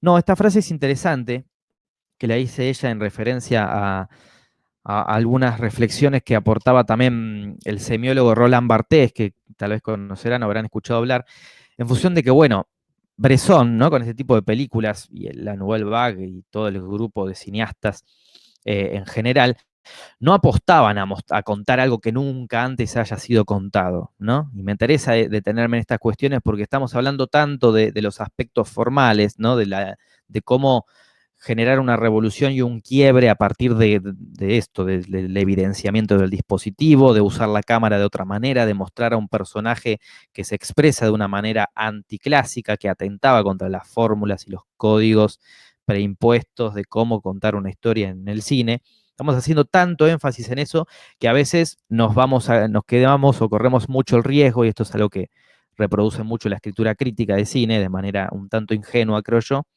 Nos quedamos con esta idea de que, bueno, era un cine original, ¿no? Era un cine completamente nuevo e innovador y original en ese sentido. En realidad es otra palabra que también abre una discusión y que yo creo que merece ser cuestionada y repensada, y aquí lo hace Mabel Tazara en este texto, ¿no? Esta cuestión de que, bueno, la originalidad, ¿no? Esta idea abstracta de originalidad en una obra no es decir lo que nunca se ha dicho, sencillamente porque es imposible, porque a esta altura y a la altura en la que empezó a surgir este cine de la Nouvelle Vague, todas las historias ya habían sido contadas, digamos. Por eso se retoman tanto y se hacen tantas referencias y alusiones a textos previos, ¿no? De la literatura, del teatro o de otros campos. Eh, lo que sí se propone es retomar y retramar, me gusta mucho esta palabra, retramar, los elementos propios de la cultura que nos anteceden, que preexisten a la película en sí misma, ¿no? Darles a partir de su indagación, de esos textos que ya existen, un nuevo tratamiento, proponer un nuevo tratamiento, ¿no? No es que no existía una película sobre la delincuencia o que propusiera, perdón, un posicionamiento compasivo y empático, ¿no? Con el malhechor inmoral, ¿no? Con el delincuente precisamente. No es que que no existieran previamente películas que mostraran esta postura crítica respecto a temáticas como la desigualdad social, la falta de oportunidades, la decadencia moral genérica de la sociedad, la inoperancia del sistema político económico parisino en tiempos de posguerra, ¿no? Ya había películas que mostraban ese tipo de lecturas. Lo que hace Bresson acá es una búsqueda de enfatizar la cuestión de, por ejemplo, el entrenamiento táctico en la técnica del robo, ¿no? El carterismo, lo de ser carterista elevado a cierto estatus de habilidad artística, ¿no? Y ahí sin duda se entra en juego la ironía, reforzado por la inclusión de estas reflexiones en voice-over, por ejemplo, del propio personaje, ¿no? Lo que hay es reinvención, ¿no? Por ejemplo, en el modo de componer los espacios, como decía Deleuze, que tradicionalmente se mostraban de manera conjunta y Bresson las muestra de manera fragmentada y disociada, conectado a través de rasgos corporales como la inclusión de las manos, no mostrados en un conjunto como hacía el MRI, ¿no? El modelo de representación institucionalizado. Hay, por lo tanto, un retome de aspectos precedentes para ser reinventados y así lograr algo que podríamos llegar a llamar nuevo, ¿no? No hay una ambición y una pretensión ciega y presumida de decir lo que nunca se ha dicho, porque eso es imposible, ¿sí? Lo que hacían los realizadores de la Nouvelle Vague era precisamente retramar y retomar elementos propios de la cultura. Decía Barthes, es muy interesante y graciosa esta frase que dice él, y la nombra Tazara. En la pretensión de ser originales, terminamos siempre en el cliché básico de ser originales, ¿no? Dice Roland Barthes, el semiólogo. Y por eso, a propósito de eso, es interesante esto que dice Mabel Tazara en su texto sobre las periodizaciones epocales del cine, ¿no? Cuando se periodiza histórica y estéticamente una corriente, visualmente se la segmenta, se la suele segmentar por sus diferencias. Pero lo que deberíamos empezar a hacer es poder pensarlas en sus continuidades y semejanzas, precisamente. Poder identificar qué rasgos de otros tiempos precedentes, es decir, qué otras poéticas, qué otros estilos, se reinventan y se transforman. ¿Por qué? Porque no se parte de cero nunca, sino que se muta, se está en constante mutación y transformación. Se toma una mano o un rostro y se lo vuelve exacerbado desde los aspectos dramáticos, a través de la perspectiva de la cámara, por ejemplo, como hace Bresson, ¿no? Se reinventa un estilo previo. Esa es la poética del cine de la Nouvelle Vague, esa es la poética del cine de Bresson. No es realmente construir o decir algo que no se haya dicho nunca antes, ¿no? Y tal vez suena un poco arriesgado decir esto, digo, ahora ustedes van a salir acá y van a decir que no, que yo los quiero convencer de que lo que hizo la Nouvelle Vague en realidad era una copia de algo que ya se había hecho antes o que ya había hecho 10 o 20 años antes el neorrealismo italiano en Italia, ¿no? No estoy queriendo decir eso, no estoy diciendo que lo de la Nouvelle Vague no deba ser reducido, ¿no? En estos términos. Sí estoy diciendo que me parece importante también corrernos de unos grandes reduccionismos o de estas grandes simplificaciones que muchas veces promueve, por ejemplo, la reflexión crítica, académica y masiva, ¿no? De diferentes ámbitos del cine, en términos de historicidad, en términos de periodización, como dice acá Mabel Tazara, y que deberíamos por lo menos detener a revisar alguna de esas concepciones, ¿no? Y buscar nuevas categorías, digo, para seguir pensando, en todo caso, cómo entran en juego las poéticas de estos grandes directores. Por ejemplo, estos ejes, ¿no? Lo narrativo, lo no narrativo, lo poético y lo representativo referencial, lo transparente y lo opaco, la transparencia y la opacidad, mejor dicho. Digo, eso tal vez es mucho más interesante que reducir todo a decir, la verdad que era súper original y súper nuevo todo lo que planteaba la Nouvelle Vague porque nunca se había hecho antes, ¿no? Es precisamente detenernos en aquellas cuestiones que hacen a la forma del cine. Y ahí volvemos de nuevo a la gran dualidad forma y contenido. Conclusión puse acá entre signos de pregunta, porque bueno, es muy difícil llegar a una sola conclusión, ¿no? Digo, es interesante poder esto, ¿no? Poder detenernos en no sé si quedó del todo claro a qué me refiero con entender a la función poética. ¿Qué es esto de la función poética? Que muchas veces no podemos definirlo del todo. En realidad, si queremos llegar a la terminología más específica, deberíamos recurrir a semiólogos como Roman Jakobson, ¿sí? Que hablaban de poder analizar y poder encontrar el nivel de poeticidad, de artisticidad, digamos, que hay dentro de una obra, ¿no? Que tiene que ver con, bueno, el intercambio de mensajes. Al fin y al cabo, ¿qué hace una obra? ¿Qué promueve una obra? El intercambio de un mensaje, ¿no? Siempre hay una función, una situación comunicacional. Un destinador o enunciador dirige un mensaje, esa es la función poética, el mensaje, con un determinado tratamiento estilístico, a un destinatario, ¿no? En un contexto y con un código determinado. En este sentido, nos detenemos en la cuestión de la instancia del mensaje, de la poética, que es precisamente esto, lo define así Roman Jakobson y es muy interesante, cuando el mensaje se vuelve sobre sí mismo, ¿no? Fíjense qué interesante y qué poética también esta definición. El mensaje se vuelve sobre sí mismo, es decir, que se muestra tal cual es, muestra su arcilla, muestra su materia prima, su recursividad, sus mecanismos, ¿no? Y estos mecanismos son los que nosotros podemos percibir e identificar de manera más explícita, tal vez en películas juguetonas y lúdicas como Van de Apart, ¿no? Y de manera más implícita, menos, sí, más subrepticiamente, ¿no? Más subterráneamente. Acá decía Rami que estaba esta mirada a cámara de una chica en el bar, ¿no? Pero yo de pronto eso no lo había advertido. Tal vez hay otros gestos, hay otras evidencias del dispositivo a lo largo de la película que yo me estoy perdiendo. Pero bueno, se pueden mostrar estos juegos, ¿no? Recursivos de manera más explícita o más implícita, pero sin duda son decisiones desde la figura autoral, son juegos, son figuras retóricas audiovisuales que proponen los directores que se ven materializadas en sus obras, ¿no? Que remiten precisamente a la propia naturaleza del lenguaje con el que se está llevando a cabo el discurso del cine. Entonces, bueno, por ejemplo, el énfasis en las manos, ¿no? En las frases casi poéticas, ¿no? La sonoridad de las mismas, el énfasis en las pausas, en los silencios, ¿no? Rasgos muy propios del cine de Bresson, que tenían que ver con esto de despojar cualquier procedimiento efectista, ¿no? Que nos remitiera a la idea de un artificio, ¿no? Despojar todo ese artificio, toda esa parafernalia y esa grandilocuencia del discurso del cine, ¿no? Todo lo que tiene que ver con la particularidad del lenguaje con el que se está trabajando tiene que ver con esta concepción que plantea, por ejemplo, Roman Jakobson de cuál es la función poética en un discurso cinematográfico, ¿no? En el discurso artístico. Esto que decíamos previamente, no es lo mismo en términos poéticos que la secuencia de los robos, esta que mencionaba creo que Rami también, con ese acento, ¿no? En cómo se pasan de mano a mano los objetos robados. No es lo mismo que sea mostrada toda esa secuencia casi en completo silencio, ¿no? A que sea con una banda sonora que evidencie suspenso, acción, de manera efectista, de manera exagerada, ¿no? El sentido, el efecto dramático es distinto, es diferenciado.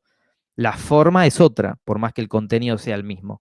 Por eso sabemos que la forma condiciona y por lo tanto distorsiona el sentido estético final de lo que propone una película, ¿no? Se trata de relaciones específicamente audiovisuales. Esa es la función poética que dota de singularidad a la obra de Bresson, como a otras tantas que estamos viendo, el de la Nouvelle Vague francesa, ¿no? En fin, queriendo aproximarnos a alguna posible idea de conclusión, como decía, esta es una película que nos deja muchas más inquietudes e interrogantes que respuestas, ¿no? Que nos plantea una reflexión ética, como decía, de estos grandes paradigmas morales, ¿no? Y que al fin y al cabo evidencia, bueno, ahí yo hacía un detenimiento en esta placa, la cuestión del estereotipo, ¿no? La cuestión de, bueno, ¿qué es un modelo de representación institucionalizado, preconfigurado, que funciona como factor condicionante y cómo estas nuevas propuestas, de alguna manera, son conscientes de que existe ese factor condicionante, no lo ignoran por completo, ¿no? Claramente, no podría ser algo, no podrían llegar a considerarse hoy en día como un movimiento revolucionario e innovador, el de la Nouvelle Vague, si decimos que no eran conscientes de cómo se venía gestando, cómo se venía reproduciendo el lenguaje del cine hasta ese entonces, ¿no? No nos olvidemos que esta serie, este conjunto de directores, nace y se nuclea en las páginas de Cahiers du Cinéma, ¿no? Lideradas y comandadas por esta figura intelectual que era André Bazin, y que primero fueron fuertes críticos, ¿no? Elevaron, digamos, a un nivel, a un estatus de denuncia crítica de lo que ellos llamaban, Truffaut llamaba el cinema de qualité, el cine tradicional francés, pero bueno, que se podía traspolar a toda la concepción del arte en sí misma, ¿no? Bueno, de criticar los valores modernos del arte y evidenciar que esos grandes paradigmas que se vuelven códigos morales implícitos se estaban empezando a resquebrajar, ¿no? Estaban empezando a entrar en tensión. Y bueno, ahí al final, en la última frase de esta placa, trato de hacer como una suerte de síntesis, ¿no? Todo se subsume a fin de cuentas a poder identificar y comprender los códigos y normas implícitas morales que conforman el mundo simbólico humano, ¿no? ¿Y qué es esto del mundo simbólico humano? Lo que decíamos en un momento, que no existe la verdad, ni el bien, ni el mal en términos objetivos, ¿no? Ni en términos metafísicos, porque habitamos un mundo humano, porque somos seres sensibles, que nacemos condenados, que nacemos con esa característica propia de ser sensibles, de que a todo lo que vemos, tocamos y reproducimos es cultural y nosotros le otorgamos sentido, ¿no? Estamos rodeados de cultura, todo es cultura lo que nos rodea. Nada es más real más allá de eso, ¿no? vemos una moneda, un billete, y lo que vemos es un valor monetario económico, no vemos un pedazo de papel, no vemos un pedazo de metal cuando agarramos una moneda, ¿no? Lo mismo, ese tipo de reflexiones también está bueno poder transponerlas al ámbito del cine, ¿no? Para poder llegar un poco a esta conclusión de cuando nos surgen preguntas de, bueno, ¿qué es lo verosímil en el cine? ¿Qué es lo real? ¿Qué es lo verdadero? Nuestra respuesta debería ser que depende siempre de las condiciones culturales y sociales en las que nos enmarquemos, porque nuestra mirada individual, personal, subjetiva sobre una película también va a ser, de alguna manera se va a ver condicionada por la mirada cultural que nos rodea, ¿no? Nuestra mirada individual va a ser esa mirada cultural, porque somos seres culturales, como digo, ¿no? Nacemos y habitamos un mundo cultural, un mundo simbólico humano, pues estamos rodeados de sentidos simbólicos. No existe la objetividad, digamos, en términos de percepción humana. Ya llegamos, hay un autor que se llama Cassirer, Ernst Cassirer, creo que es sueco, un teórico filósofo sueco que ya falleció. Él decía que no llegamos, siempre llegamos, digo, con una carga, con un prejuicio, con una idea previa, con un a priori a ver una obra, cualquiera sea, ¿no? Porque precisamente somos animales simbólicos al ser humanos, ¿no? Y demoramos nuestra respuesta ante el mundo porque no actuamos de manera instintiva por acción y reacción, sino que demoramos nuestra respuesta al otorgarle un sentido simbólico a las cosas que nos rodean. Y eso es lo que nos hace singulares como humanos, ¿no? Además del uso de la razón. No sé si se entendió mucho a qué apunto con esto, pero todo tiene que ver, todo parte de esta idea de que estos grandes códigos morales que son los que nos rigen y son los que condicionan de entrada a Michelle en esta película, ¿no? En este pequeño mundo que nos plantea Cabresón, pequeño mundo en términos diegéticos, en términos narrativos, ¿no? Ficcionales, habla de eso al fin y al cabo, ¿sí? Habla de eso, habla de cómo este personaje se siente aprisionado por los códigos morales que en los que él mismo está metido ante la mirada que ofrecen los demás, ¿no? Y que de alguna manera encuentra esta revelación, ¿no? Esta solución a sus problemas cuando conoce a Jean, ¿no? Cuando se gesta, ¿cómo era que decía alguno de ustedes ahí citando textual la frase del principio? Encuentro entre dos almas, ¿no? Decía acá Rami, no me acordaba cómo lo pone estrictamente Bresson en la película, pero habla de eso, ¿no? Del encuentro de dos almas como una especie de solución moral para Michelle.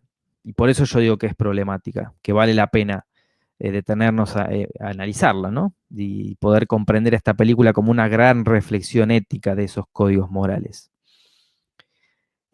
Buscando un poco sobre la película me encontraba con esta frase que es la que puse en el inicio de la placa, ¿no? Tal vez Bresson juegue más con una pregunta existencial intensa que vuelve a los personajes fríos, ¿no? Tan al borde de su aburrimiento y de su exceso de emergencia de acción, que por eso se terminan volcando a lo ilícito. O quizá más precisamente el juego de lo extrajudicial y de una locura consciente por parte de Michelle.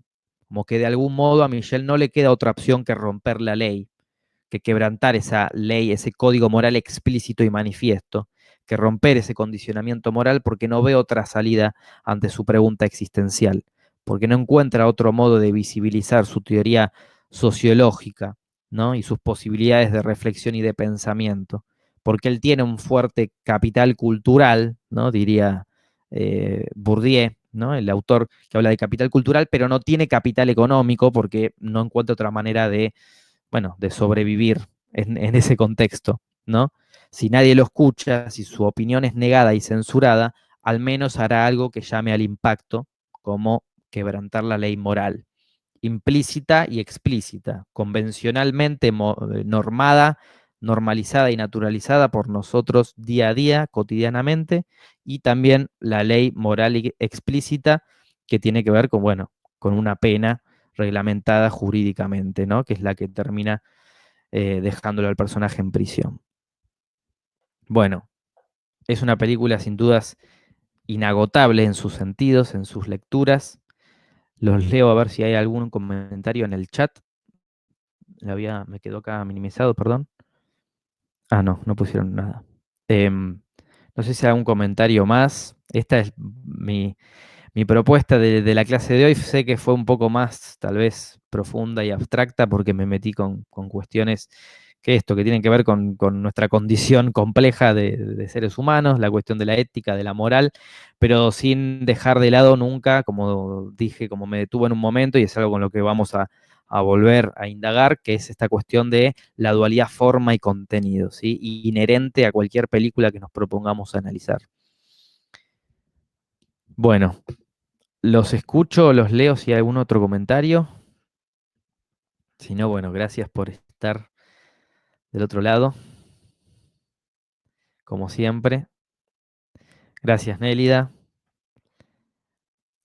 Bueno, espero que les haya gustado el encuentro de hoy, el análisis sobre esta peli de Bresson. Y la semana que viene seguimos con Hiroshima Mon Amour, ¿sí? Bueno, gracias, Ana Paula. Gracias, Natalia. Yo les voy a compartir la grabación de la clase en la carpeta de Drive por si les interesa. Gracias, Fede. Me alegro que les haya gustado. Espero que no terminen odiándome. Muy interesantes sus intervenciones, como siempre. Así que gracias por estar del otro lado. Gracias, Fernando. Gracias, Luciano. Gracias, Rami. Nos vemos entonces la semana que viene.